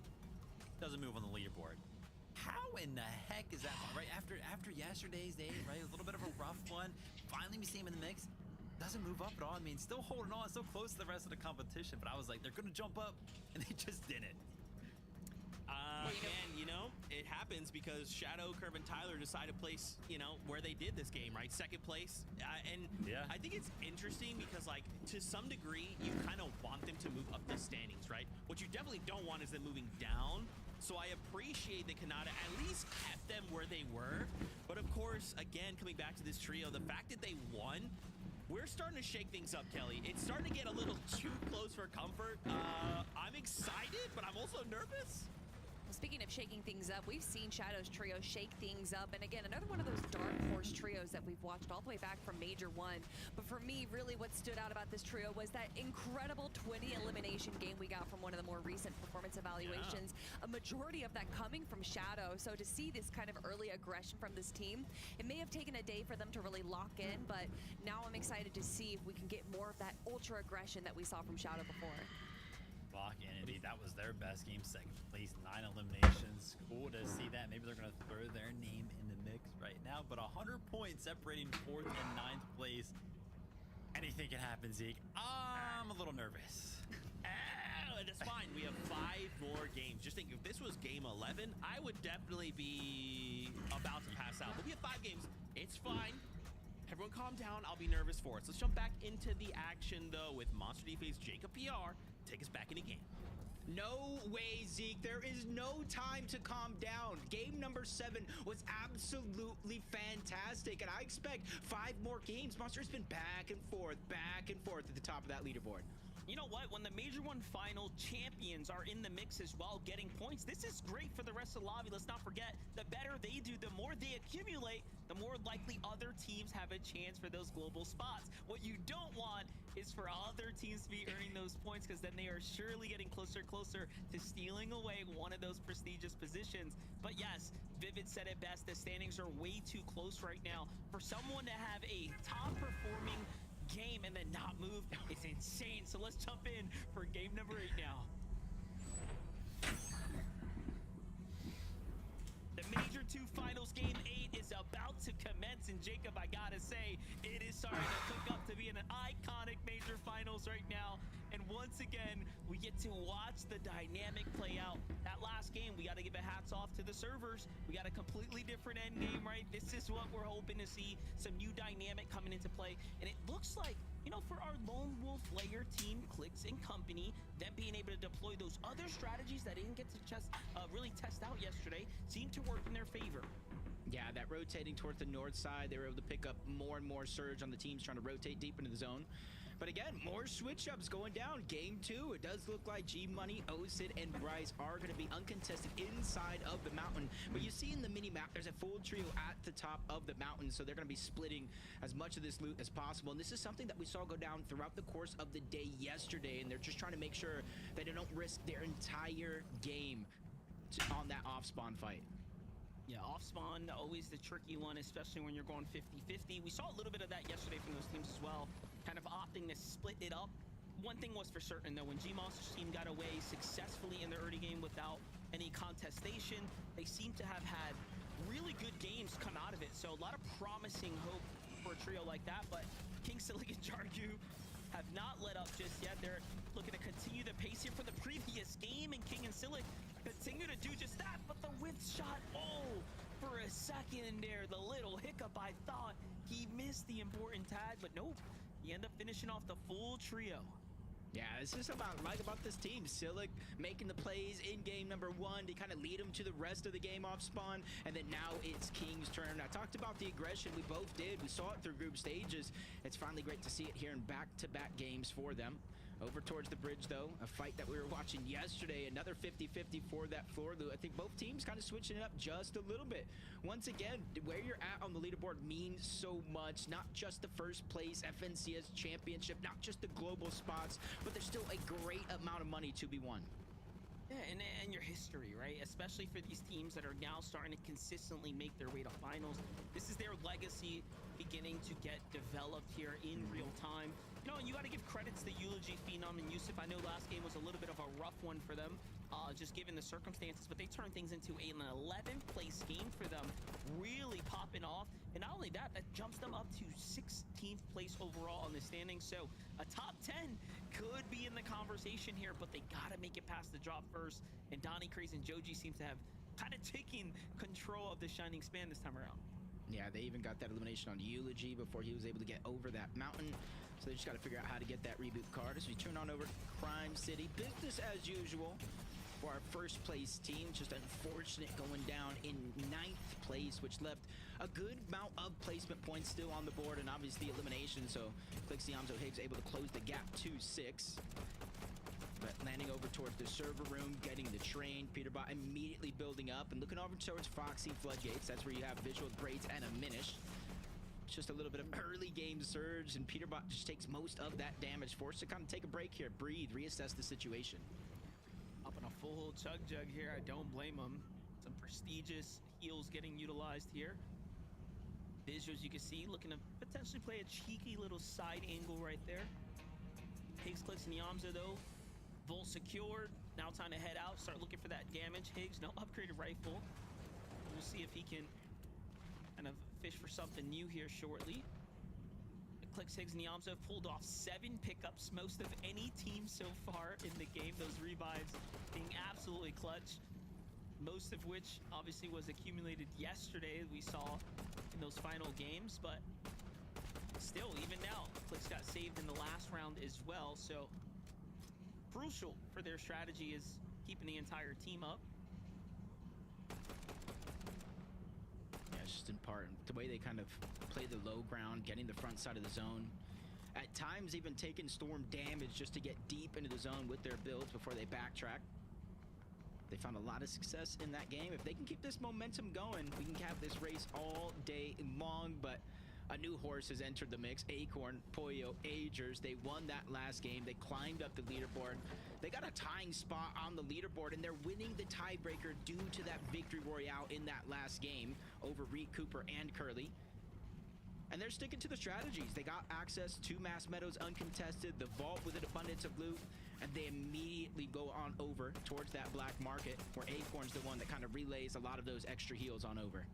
Yeah, what's really nice is they're keeping up the pacing, the momentum that they kind of left themselves off with games 5 and 6 yesterday, really setting them up big time to be in the conversation, and then to, of course, initiate the tournament day 2 with a win. It's going to be the perfect storm here for them right now. And you can arguably say, you know, it's about a 5-way tie between 3rd down to 8th, right? They're all just within a couple of means points away from each other. Really is overall a super close competition, but one thing I wanted to also highlight was this trio right here. Visuals, Braids, and Unminished. My gosh, have they been playing some excellent Fortnite. Really just a sleeper team. And this is one that's been around the block for a long time, right? This is not a trio that's just new by any means, but they seem to have this season figured out. Yeah, whether you're, you know, doing the watch parties, Fortnite Comp Report, or Ozzy himself, this is always a team when I'm looking at their predictions, Monster. They're a dark horse. They're always in the conversation. Even when Visual and Braids were a duo landing at a split drop that they made themselves, they always command that respect. And with the early game that we saw, with Unminished going down, eliminated by Peterbot, we saw Visuals going down over towards Foxy Floodgates, forced to reboot. They were still able to pull off a 6th place with 6 eliminations, which gives them that 24-point lead over 4th place.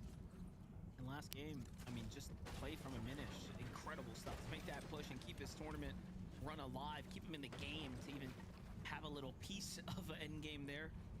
It's definitely the difference maker. Ritual Cold and Peterbot, though, just kind of setting up here. You can see they've already done what they had to do over at the drop. Now they're looking to kind of disperse out. Meanwhile, Kanata Bolts back on the hunt here, continuing to take these Eastern fights, and most importantly, take them with no fear of sitting in the zone for a while.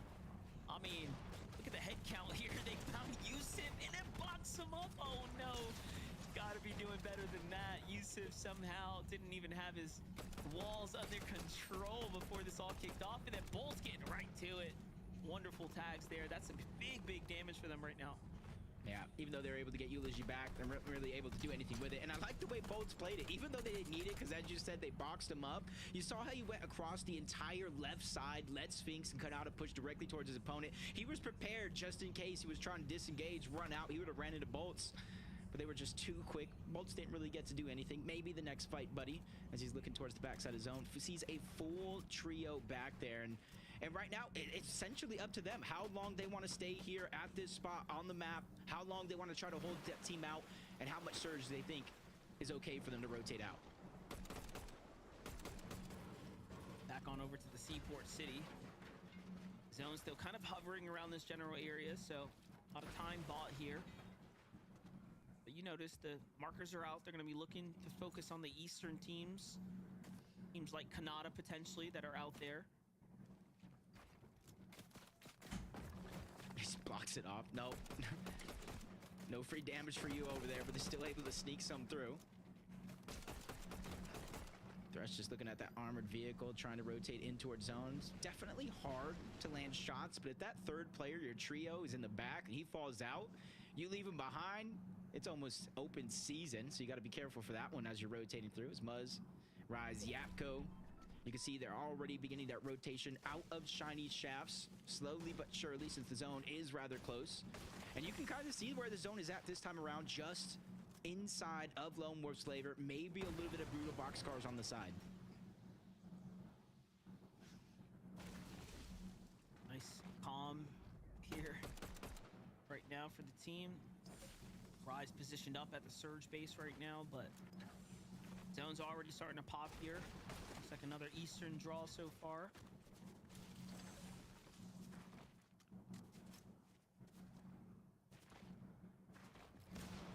Just looking around, see how many teams are still getting left behind.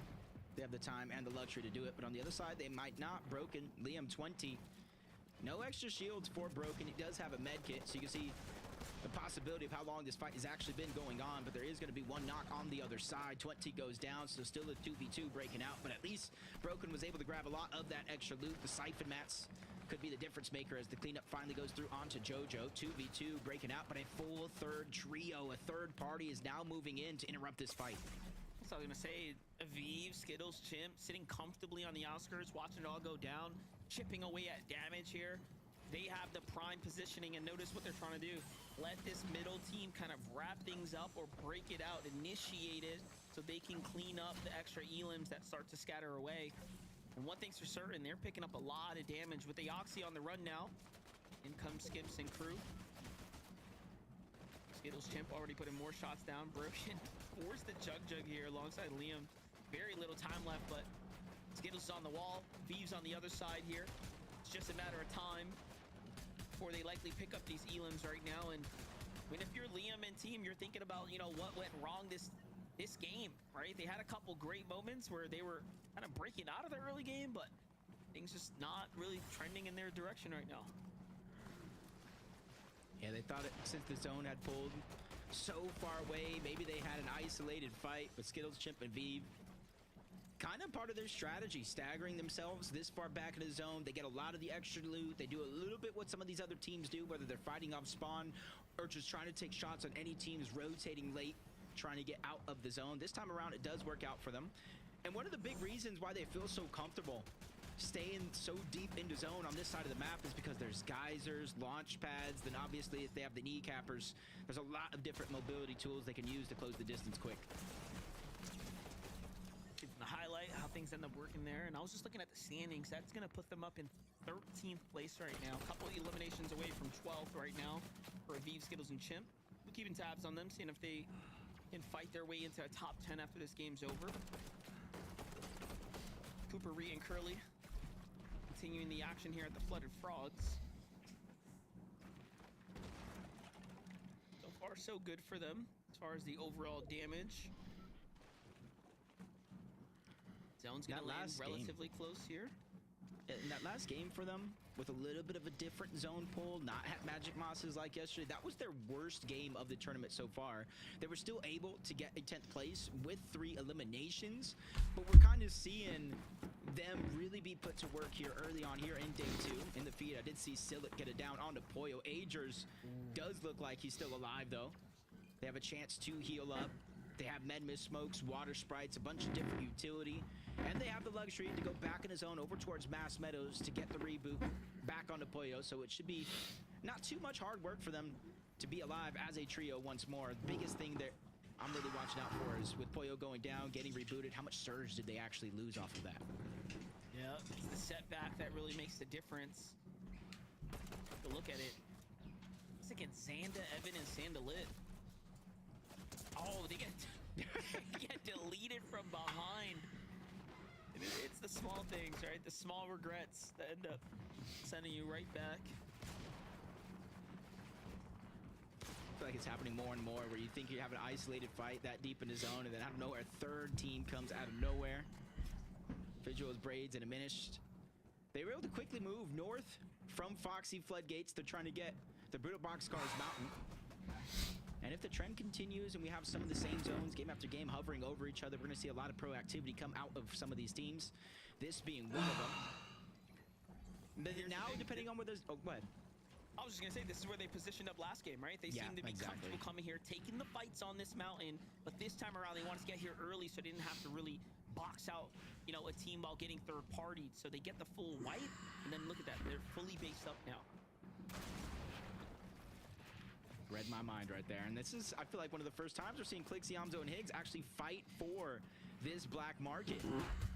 They're realizing how close the tournament is, and they're pulling out every single strategy, going back to what they know has worked in some of those past Divisional Cup tournaments. 341 damage above the threshold. The zone is moving over towards this direction.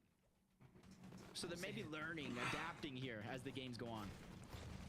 Don't call it too early now. We might might jinx it and we get another Magic Moss's endgame.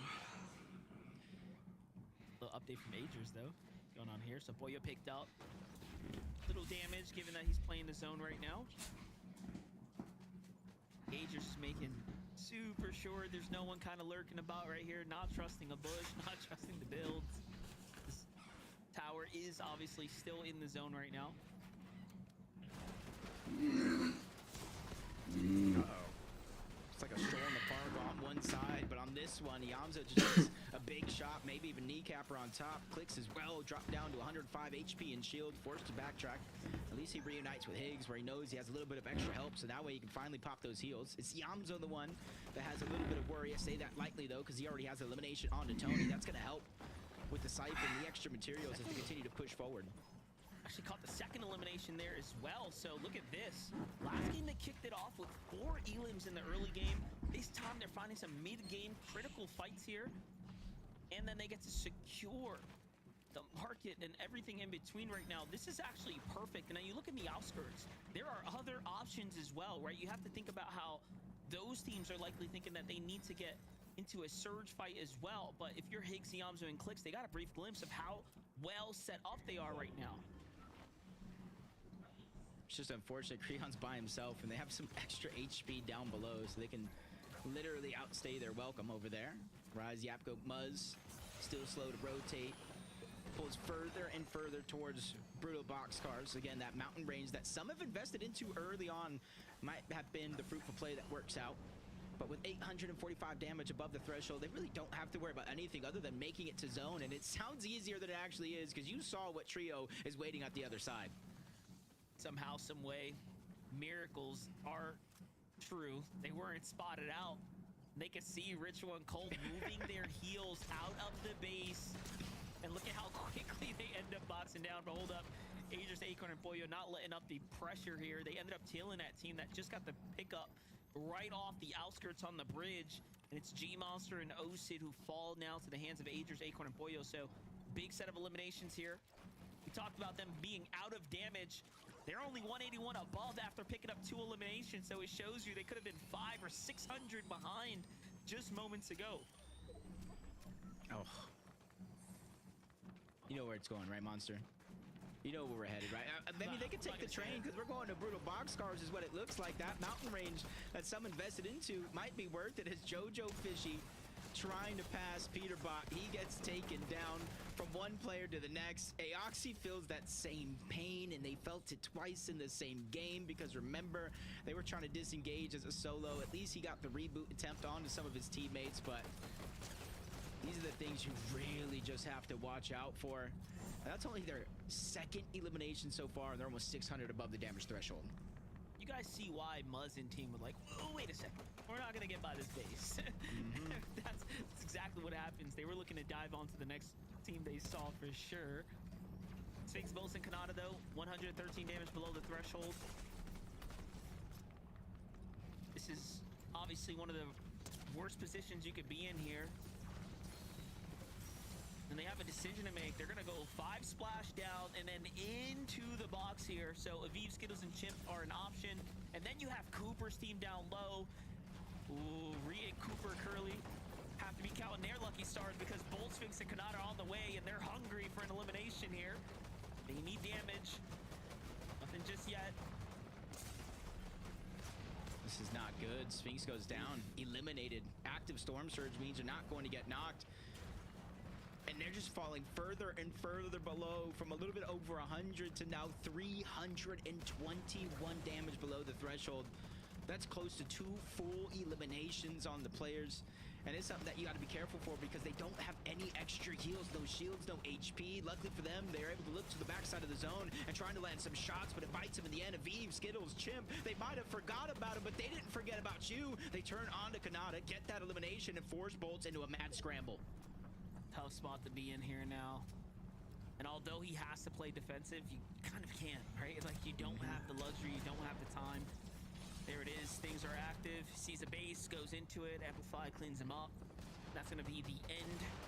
Team Kanata there, Cooper, Reed and Curly take full advantage of the fight that they hear break off next door. Meanwhile, Muzz, Rise, and Jabco, no troubles in the world right now as they go for an early rotate to try to get to this zone. And I'm a little curious if this was the best way to go. There's a huge body of water. Team's already set up on this side. Just gonna have to watch it play out. Just trying to heal up. I can sense them passing around that chug jug before this rotation just to top everybody off. Rise peeking through. And they got to be careful here because like you said, they have to go over that open body of water. Now they're one of the last teams to rotate on over. And if anybody is going to be below surge, they're definitely going to be looking back. And on the other side of that bridge, they're going to run into Clicks. They're going to run into Yamzo and Higgs. And they're just putting pressure on every team that has to rotate through that water. Jacob, I was asking myself, what team could it, like, who pulled the zone right there? Like, who's set up already on the other side? Big body of water to protect them. It's Clicks, Yamzo, and Higgs with the prime positioning. Talk about key real estate right here. This is a perfect position to be in. Not only that, they have the natural elevation and the high ground up above them as well. This is where you want to be right now. Not too comfortable. You can see Clicks just kind of staying on his toes right now. Replay coming in for Cold Ritual and Peterbot. They're finding eliminations right now. Mind, those are points, right? Starting to rack up there. Trying to close that gap. 6 points. It's not much now, but you definitely cannot let Peterbot, Cold, and Ritual continue to get more and more eliminations as each game passes. It's almost been the trend. 69 above, though, for the Major 1 champions. They've had a few struggles in this game, but they're always figuring out a way to make it work. The zone cuts back just a little bit in their favor, and that gives them the option to look across 2-3 teams over there. That's going to be their target. I was literally just saying you cannot let them pick up these eliminations, and there goes Peterbot getting another knock onto Cynics. The end game is just starting right now, and they're at 5 elims, so talk about really heating up when it matters. Zone's gonna pull far east though, giving up all that water. Straight into the landmass we go. See, most of the teams already have migrated here. 2 trios trailing behind for Peterbot, Ritual, and Cold. Trying to decide. It's gonna be the first move for them right now. Big lobby pressure coming in off the Chip, Skittles, and Aviv. Down low. I think they figure a lot of these teams are going to have to rotate in their direction, and that's going to be the best chance that they got to try to catch some players off guard. Some damage able to sneak through, but not much. But this is the zone. Kelly really broke this down to start the day. They pulled it on the front side and immediately built up. Booga, Threats, and Rapid. And they were the ones who closed out game number 6 with a victory royale. And so it's going to be interesting to see if they can actually close this one off. They're looking across and seeing who is actually going to try to make the play to contest them. Where this next zone pulls monster is going to be so pivotal on Threats, Rapid, and Booga's next moves. You can tell by Booga's body language there. He is eyeing up Reed's base. They are a little too close for comfort to second height. Wouldn't put it past him to dive in, but look at this. They just can't get a break. Agers, Wow. Oh, Acorn and Pollo get eliminated in 14th before the real placement point starts to kick in and kind of add up, but it was a struggle of a game just to even get this far. Clicks, Yamzo, Higgs, though, they have not stopped playing the perfect frontside low ground all weekend long, and they just continue to do so. Another top 10 is just moments away. You see the huge difference, though, in their inventory this time around. The Mythic Collateral AR, the extra splashes, they did make their way on over to that black market to try to take use of their Lone Wolf POI. Peterbot looking to chop down high ground, but they got to be connected somewhere else. And that's a thing that they're going to look for it, but instead they run into Craze on the other side, but they're not backing down from any challenge, especially now since they know they're going to have to rotate. And you see them looking through the wall, eyeing that team before they rotate on out. Just trying to be very, very precise about their rotation, and they even change LAers during this next pool. And now they're looking up. Peterbot knows if they want high ground, now would be the time to try to take it.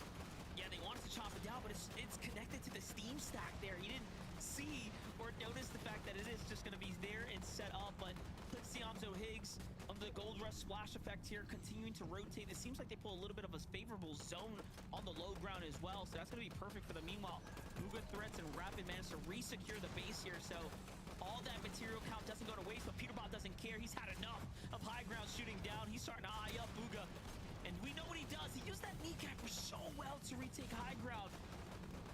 And then the full jumps to the front side of zone. Threats is there to back him up. Booga, Rapid, come on in. It's an all-out fight inside the box. Threats gets put down, though. Peterbot is showing up once again. This time, he wants to win, though. Yeah, he took the high ground by force, and you saw when they all jumped over, Booga, Threats, Rapid. It's like they jumped in different directions. Threats was just left by himself in the Lion's Den, getting eaten every chance that he gets, and now the game has just changed. A huge threat is going to be on the high ground. Cold, Peterbot, and Ritual. They didn't get the win that they wanted in game number 1. They got the gap closed by Clixie, Amzo, and Higgs, and now it's their time to reopen that spread. What's most important is that they stay alive right now. Everyone has to stay up. Ritual, though, takes a huge amount of damage right now. Someone ends up contesting them for high ground. Oh, no. And Ritual falls first. It's Cooper, and it's Reed who's here now, showing up as well. But look at the fight. Isho and Vert show up, too, for a little bit of high ground. Everyone wants a piece of this, but Peterbot's had enough. Once again, he's here to fight back. Taki thought it was safe. He thought it was easy, but sidelined by Pete. Cold goes down. Ritual as well. Peterbot able to get a knock on the one, but he knows he can't clean it up just yet. Vert's still down below, but he's getting boxed off backside of zone. Peterbot still has the siphon available when that elimination finally gets cleaned up, so he has all the time in the world here to look back at the Vert and figure out what he's going to do, and he has no chance to contest this high ground. Still a good amount of builds left for Peter as well as a solo. The only team trio up is Clix's trio on the low ground. Look at how many eliminations they have managed to secure here. They are running away with things down. But Peterbot is still in this game, still looking to earn points, still looking to keep that gap from opening up any further. He's already at a total of 11 elims with the trio here. He finds Donnie as well, still finding more, and then finds Vert, making sure that he's securing the points here. He says, you may be winning the war on the low ground, but I'm here to take it all home. Hold up, Peterbot finds Higgs, and now the Cypher's starting to cook in. Another shot onto Clix, and he is still going right now. One thing's for certain, he's gonna keep the pressure up and make it nice and close, but in the end, Clixiam's own Higgs secure the dub. And it just leaves me asking one question. Were those eliminations that game from Ritual, Cold, and Peterbot enough to make that 11-point difference from the Victory Royale mean absolutely nothing? This is what we wanted. The entertainment. This is Cinema Monster. It's crazy because it doesn't matter if you win the game, if you're letting Peterbot's trio earn all of those extra points. He's just taking away the padding that you could have otherwise secured, but you have to give so much credit to Clixie, Amzo, and Higgs. Just a perfect, they are playing absolutely perfect front side, low ground end games right now, and they're cleaning up house. Iamzo with the final shot there to win the Victory Royale. Clix, Higgs, and Iamzo do it once again for game number 8, Zeke. Jacob PR, hold me. This is cinema. I cannot believe.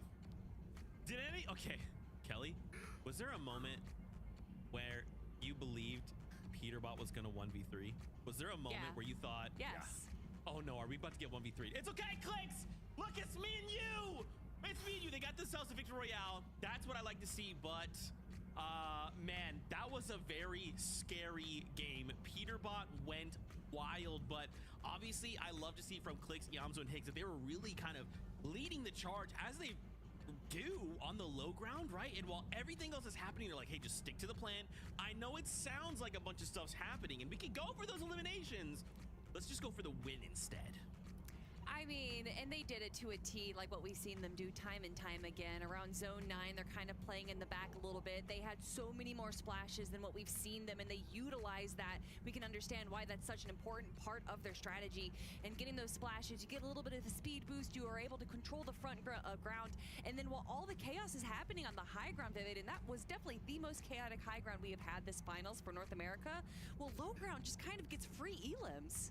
It's so awesome. We're just so entertained, right? We're all just staring at a high ground, right? We got Peterbot's trio up there taking the high ground, defending the high ground. We're like, holy moly, who's gonna win this game? And then we look down. Monster makes the call. There's only one full trio alive. It's Clix' trio. They're putting on a clinic on the low ground. For the observers, it was like pick your poison, right? No matter who you picked right there, we were gonna be entertained. Not very often, right, where we watch one of the most entertaining parts of the game happening up on the high ground, and there's so much going on the low ground.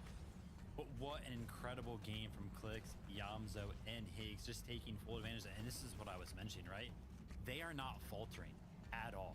Does not matter what's going on, right? If your trio's going down on the higher ground, they're going to be popping off on the lower ground every single game. They have figured not only this meta out, but this finals out, and it shows every single time ever since they started yesterday in game number 3. Outside of, game number 6 yesterday, where of course a little bit of a falter, they have not placed outside of top 2, 3 of those being wins. They're playing so good. This is insane. And just to think, I'm gonna go ahead and spoil it right now, okay? Because of that game, there is a 3-point difference between Ritual Cold and Peterbot and Clicks, Higgs, and Yamzo. But who's in first place? We'll find out after this break. Don't you go anywhere.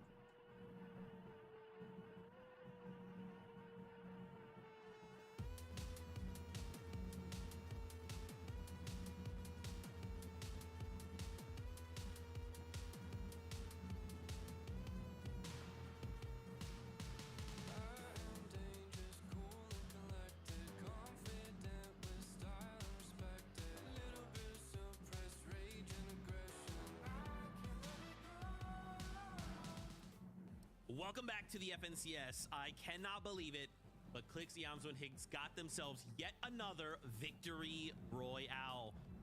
However, for a moment, it looked like Peterbot was gonna 1v3 them. Guys, I'm gonna say it, I'm so sorry.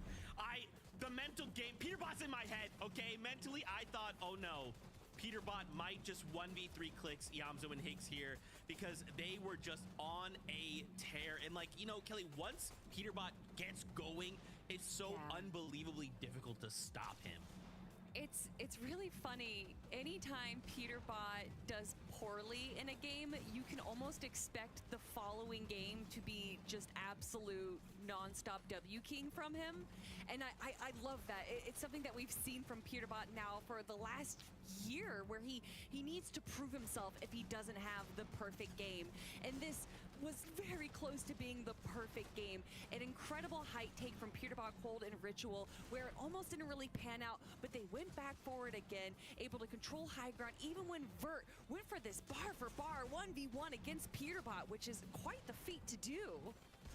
Yeah, I mean, it was just an incredible game. And, you know, me, Zeke, Kelly, we're sitting here, we're getting ready to kind of come back to the show. You know, we hear in our ears, yeah, hey, you know, Peterbot stuff's ready, highlights ready. It's like over a minute long. We're like, wait, what? And we're like, yeah, we also kept it short. And we're like, wait, what? It's incredible. So it's just not enough time to truly understand how good Peterbot really is. And I give a big shout out to Jacob Wazzo, right? Because we're like watching this, and as soon as the elim comes in on Higgs, Jacob goes, oh no. He's like fully prepared for the 1v3 to happen. But that being said, that Peterbot solo clutch right there somehow holds on to first place by just 3 points. Just the most ridiculous run, right? I mean, again, this was Peterbot as a solo. That's almost more dangerous when he's by himself. Like, I can't even believe those words are coming out of my mouth. Oh, I do. And yet it happened.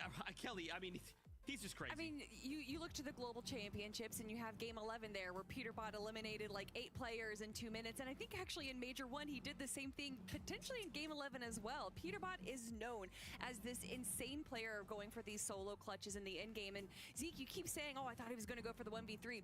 Peterbot essentially went for the 1v5 and eliminated 3 players. He got Donnie, he got Vert, and then he got Higgs. It is, no one else can do it like Peterbot. So even if he's not winning, who cares? Because he's able to get so many elims. Yeah, I mean, it's just incredible stuff. I mean, we could talk about our top 2 trios for the rest of the day. We could just stop the competition right now and probably talk about them forever. We do have some other trios who are, of course, playing very, very well.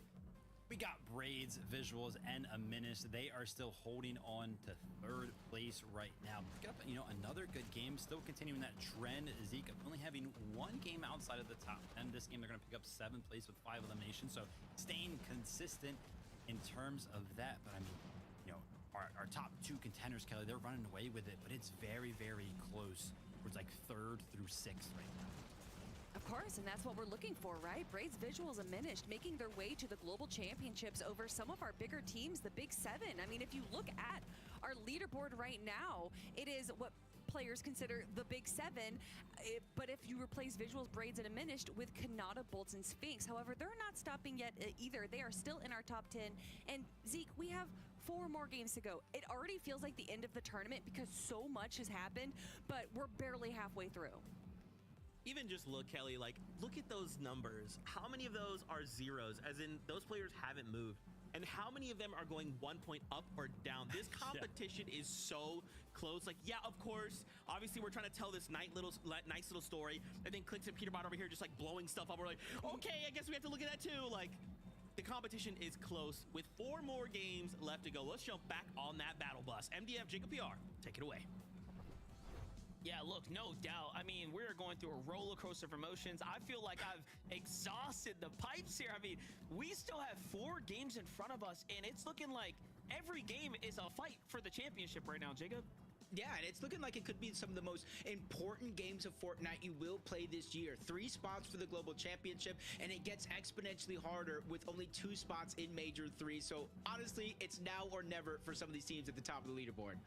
Well, one thing's exciting right now, it's that 3-point gap up the top. You know, Peterbot making sure that Clicks has to stay on his toes. You don't know now when they just want to pull the trigger, or will Clicks pull something out of this sleeve? Well, we're here to find out. Let's jump on this battle bus one more time.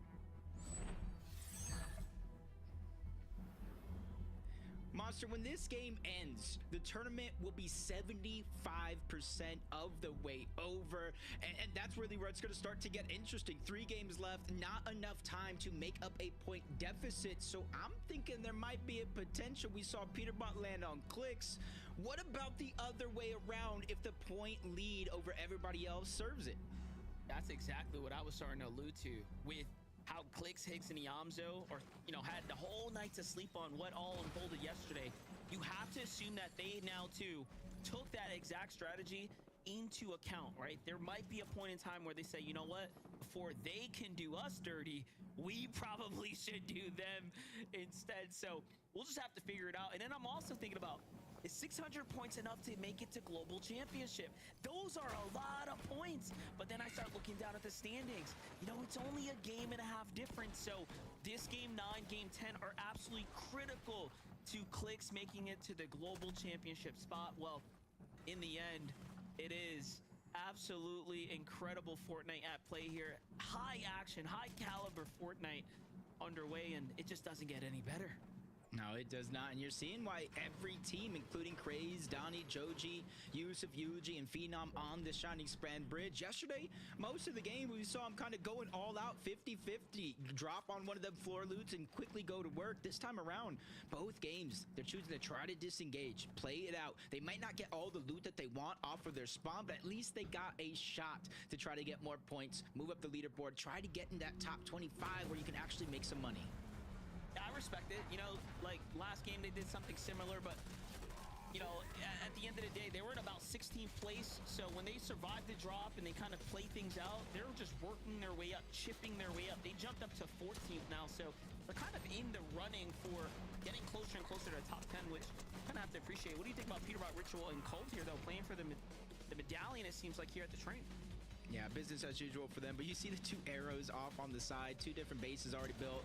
That's the trio, Visual, Braids, and a Minish. This is how they get a lot of their early game surge. And obviously, after Peterbot secures the loot that he wants, he quickly turns around, tries to accumulate a little bit of surge on his own. But because of how long it actually takes to get the boss down, to get the medallion, usually there's a lot of shots like that coming from the other side. I was gonna say, it seems like they were getting a little too close for comfort there. I thought for a moment we're gonna see Visuals and Minish and Braze just dive in on the two, but it seems like they know better than to take that risk. What is happening here from coned up to fighting back? Jaxie finds himself fighting out of a absolutely unwinnable situation for most, but all of a sudden he's looking at 1v3 right now. Siphon kicks in here, and he's right back in it, and then the double edit.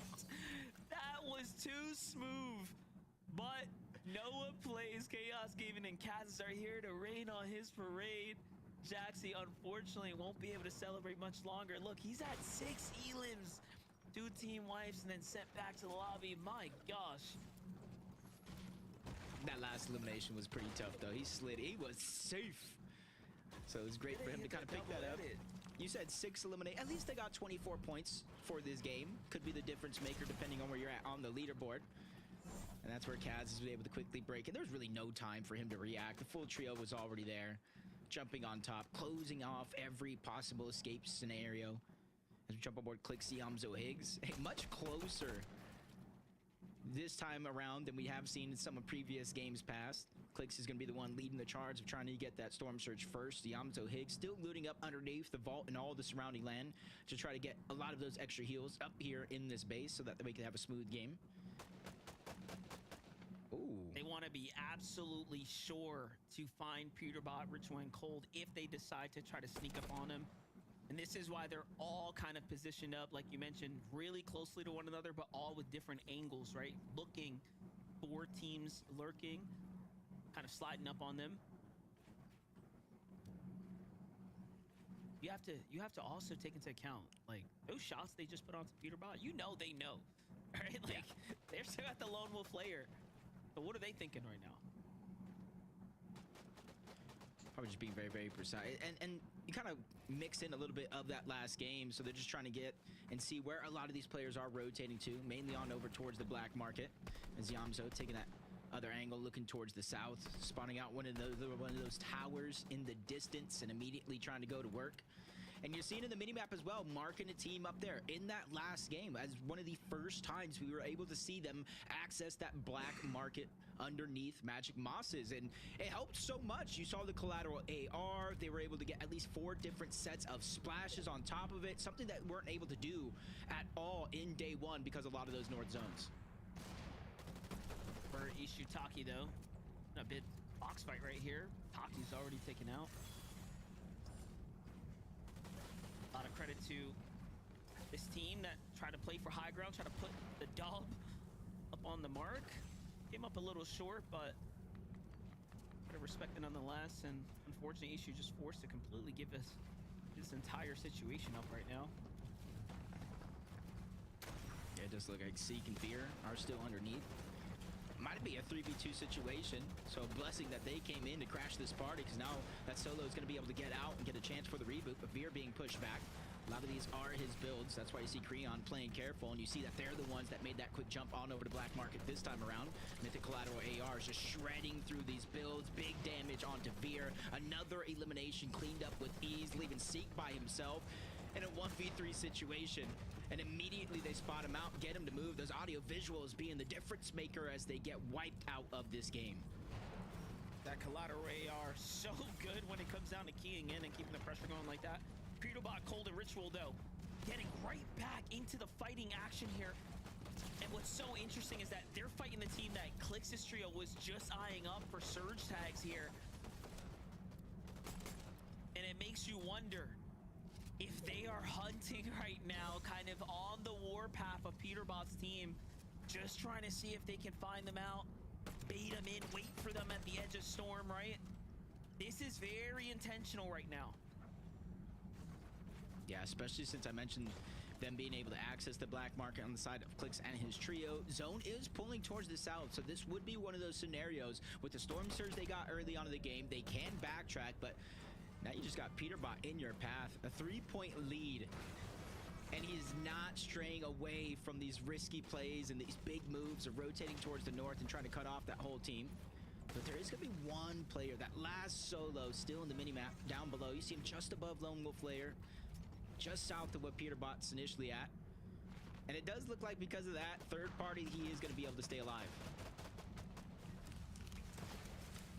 Yeah, this is some significant, you know, tactics at play right now. Like, you're watching them almost literally trying to position themselves to get into a fight with Peterbot come the mid game. We'll be keeping eyes on it. How Clix and Peterbot, the gap continues, but for Phenom, Eulogy, and Yusuf, fight breaking out kind of inside the Storm right now against Shadow, Tyler, and Curve. You know, up until now, we've seen also Kanata's team here, but not quite just yet. And as we just mentioned, we knew they were trying to get in on to Clix's trio. Who'd have thought they'd push all the way up? Of course, after taking the rotate through the porta body, now full fight's breaking out. Peterbot hurt though. Yamzo is here to fight. No time to choke now though. This is for the championship essentially right here.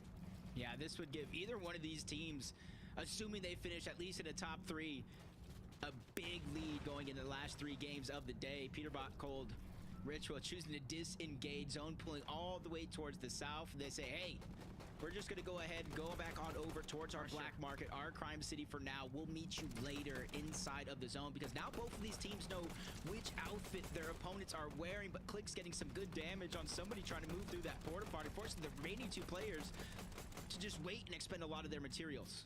I was going to say, it's so important that they pressure right now to really make sure they set back Peterbot's trio as much as possible. You got to give them a lot of credit defending off Peterbot's team, coming in fully healthy, mind you, with all the resources, right? Peterbot's trying to pull the same type of tactic they did yesterday.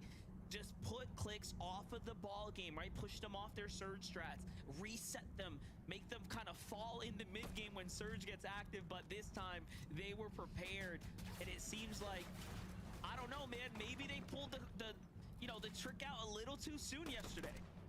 I almost feel like, and you're an OG, you've been around much longer than I have. Is this one of the first times we're seeing a team really just take control as much as Peterbot is going for these early game fights? I mean, rightfully so, Peterbot does want to win. They have such a huge lead over 3rd, 4th, 5th, everybody else down below that leaderboard. So maybe he already has his global championship spot, almost guaranteed top 2. It's worth the risk for them, especially since this one is personal almost between Peterbot and Clix. And this is bragging rights. This is more than just that. Yeah, Jacob, look, you know, I've casted 25 FNCS finals. There has never been a team to do what you're watching right now in an active online tournament, like in this way, right? Really trying to make sure that they position themselves to be the front runners, and then finding someone so close to them, deviating the strategy to say, you know what, we have to adjust. Like, this is what we've always wanted to see from high-level Fortnite, and it's great to see Peterbot and his trio kind of take the lead there, right? So all credits to Ritual and Cold because there aren't many teams that would do this. And of course, the GOATs, Vino and Queezer, were the ones that kind of kicked this off, right? Showing that this is possible. You can make these type of iconic plays. You can almost cement yourself in Fortnite history as legends if you do this type of stuff. And I think they're leading by example right now. So this is the first time we've seen it here on NA, and I think online in general in this type of way. It's just an incredible. All these years later, records still being broken, history still being made, and entertainment at its finest. We're the true victors out of all of this that is going down around the lobby as Higgs in the feed does get elimination onto the tick. You see rapid threats in Booga. A little bit of a slower pace for them this time around. Just outside of the qualification spots, but the points are so close. All it takes is one good game to change the course of your own history. This time around, everybody having to rotate in from the north. Foxy Floodgate is going to be the most north POI as of now. As we check out how Higgs was actually able to pick up that elimination, just sneaking up on a couple of players. And as I said, zone moving towards the south, which gives a lot of freedom to Clicks, Higgs, and Yamto to move back on over to that black market and seeing if there's anything left from Creon, Tony, and Noisy. I was going to say, you know, you got to think about how, you know, because Ritual and Cold were there, they kind of cut off the black market for a little bit. Yep. Likely looking at Clix's performance and saying, hey, you know, what's changed from the days before, right? It's the fact that they have had access to this black market. We talked about how significant that is. But look, there's other teams kind of here still waiting about, so they're not out of the woods just yet. Oh man, they're getting confident up above. They're knocking on some doors, trying to take some cones, eliminate some options just in case this fight does progress longer than they'd expect. But great shots coming out of Yamzo yet again, opening up the fight, slowing down at least one of those players. But Vert landing some good damage onto Clicks. Both teams trying to tunnel around, build some extra space. That way they can try to make that move, but it's the low ground right now that is on a little bit of a disadvantage, so they need to figure out a way to make a play as Clicks just gets hounded yet again. Dropped down to about 75 HP, looking for a way to survive. Forced to pop a second med miss here now, so this is really starting to come down to the wire as far as the zone pressure is concerned. It's going to come down to Higgs and Yamto. We've seen a lot of clutch plays from them throughout the weekend. Really have never seen a better Clicks and Yamto. They seem to be in peak form. Clicks here, still on the back foot right now.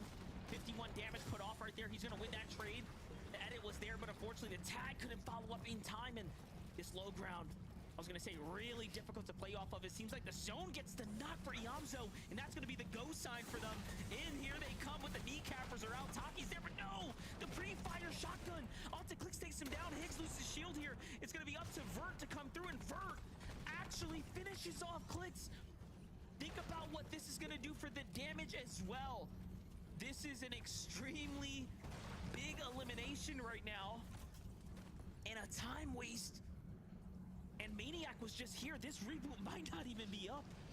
Oh, it is. This is just crazy because you said it yourself. What does that do to the damage? Remember, early on, it was Clicks the one on top of Lone Wolf Lair in their base, getting a lot of that damage while his teammates were the ones looting up, getting the gold.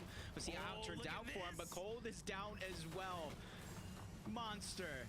6 games today, and already it's been toe-to-toe, back and forth between the top 2 trios, and again we're in a dire situation. Even though they are going to get that revive off and the elimination cleaned up for the Siphon, it still puts them in a spot to where now they have to follow backs into zone, and they're so far back.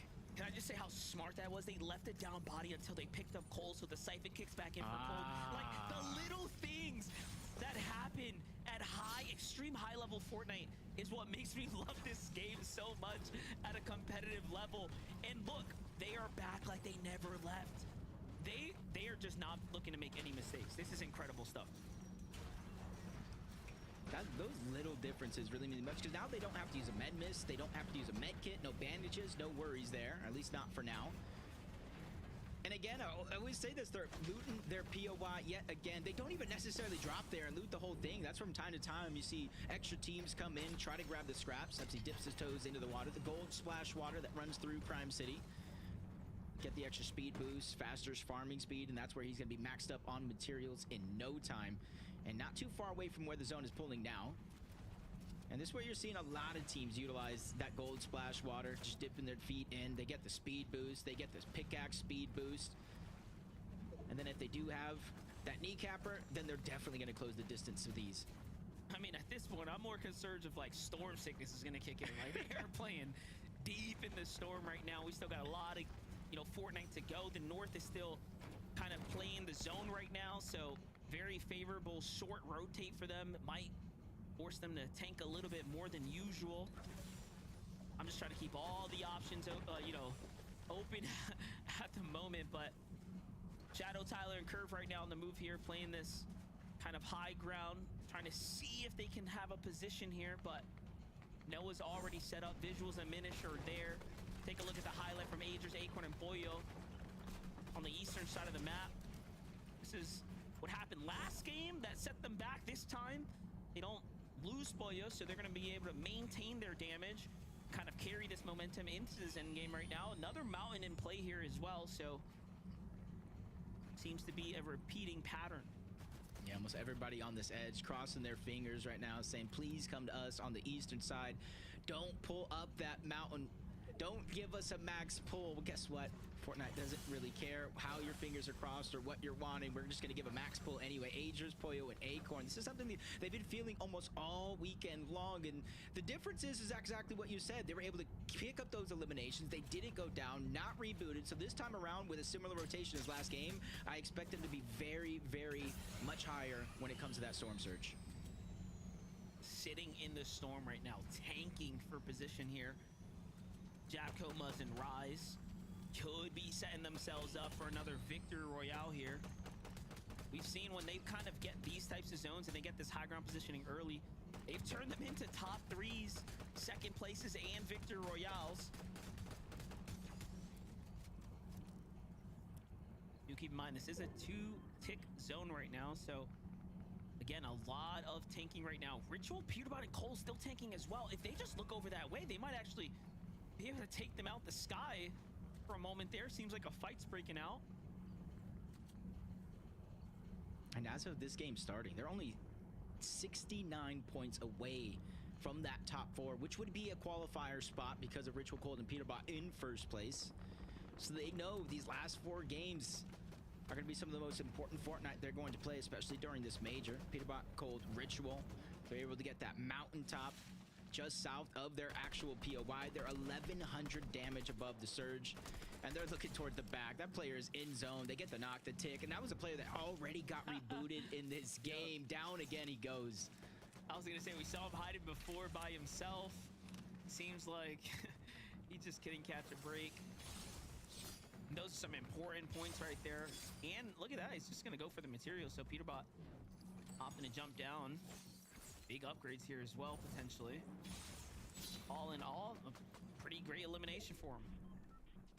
Yeah, and they knew it was relatively safe because they traveled from that side of the zone where no, it was closed. Nobody was really there without sacrificing damage. One other team might have been Muzz, Rise, and Yapko on the other side, but a little bit of a far pull for them. But since they're so high up, they could look down at teams like Booga, Rapid, and Threats, figure out where they're rotating, and either mirror that rotation or just simply use their builds against them.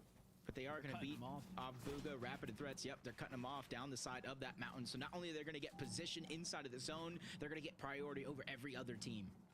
Yeah, one thing we're noticing, it's almost like Pewterbot, Cold, and Ritual right now are playing as if every team they're encountering is Clix's trio.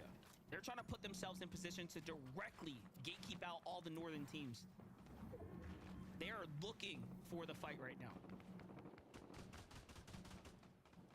I want to say same thing could be said for Kanata, Bolts, and Sphinx, but they're fighting all weekend long. The most distance traveled in the tournament, and they're 137 above the threshold. One of these zones coming towards the south, they got a little bit of priority position. They got to be careful from the left side where they're kind of blocked off, but other than that, they're able to kind of take advantage. A lot of these teams stuck below inside Canyons Crossing. There's a huge elevation differential, and they have to climb that mountain in order to get in the safe zone. Let's take a look at 98 above here for both Sphinx and Kanata, so not out of the woods just yet. They need to stay active right here, find one of these teams and just kind of break open the fight. Looking at things from the wide shot, Clixiamzo and Higgs find themselves below the surge. That's that damage that we talked about being kind of the setback for them here and now. I mean, not the worst team as far as being underneath, but they're right on the line there. Great tags for Clix to start making up for lost damage here. And it's come out, put him right inside the zone. Medmiss already being utilized here. From Higgs' side, they're also getting active there. Seems like Rapid's team's the one under fire. Now pressure coming in. Ooh, a far zone pull for everyone on the lobby. Very few teams are going to be able to find themselves safely on the right side of the fence here. You see a good chunk of the lobby in the minimap trying to make this rotation early. They don't want to get caught behind. It's going over into that kind of divot between Canyons Crossing and the Shogun's arena. So yes, getting down might be easy, but where this zone pulls up any one of these mountainsides, you have to start preparing a few zones ahead, maybe conserve as many materials or find an elimination here like Poyo, Angels, and Acorn trying to do. 20 is going to be in their line of sights. Active surge on him as well, and it does look like he might be going down here in a moment. Can they take advantage of that? Either way, they don't want to because they know they don't want to get caught in the backside of the zone. And you see him even charged up the Haymaker, but on the other side, Higgs goes down, Clicks in shambles. Yamzo no shields. Even with 6 eliminations, this puts him in a dire spot. Yeah, that looked like Booga coming through an armored vehicle. Like, I'm not sure what just happened, but Higgs gets sent flying. And I was just going to say, this is one of the few times where being late on the rotate here will actually put you in the better position because it's coming off the top of the mountain. So Clixiamzo and Higgs, although they're man down, they are in a much better position here overall. However, they've lost so much material now. And look at the wide shot right here. Japco, Muzz, and Rise opting to continue to play for ultimate height. You can see this puts Clix's team kind of at the low ground. Peterbot right in the middle of the pack here, trying to potentially opt in to fight for height here shortly. Gonna be a Western pool, Jacob. Yeah, this is going to be tough too.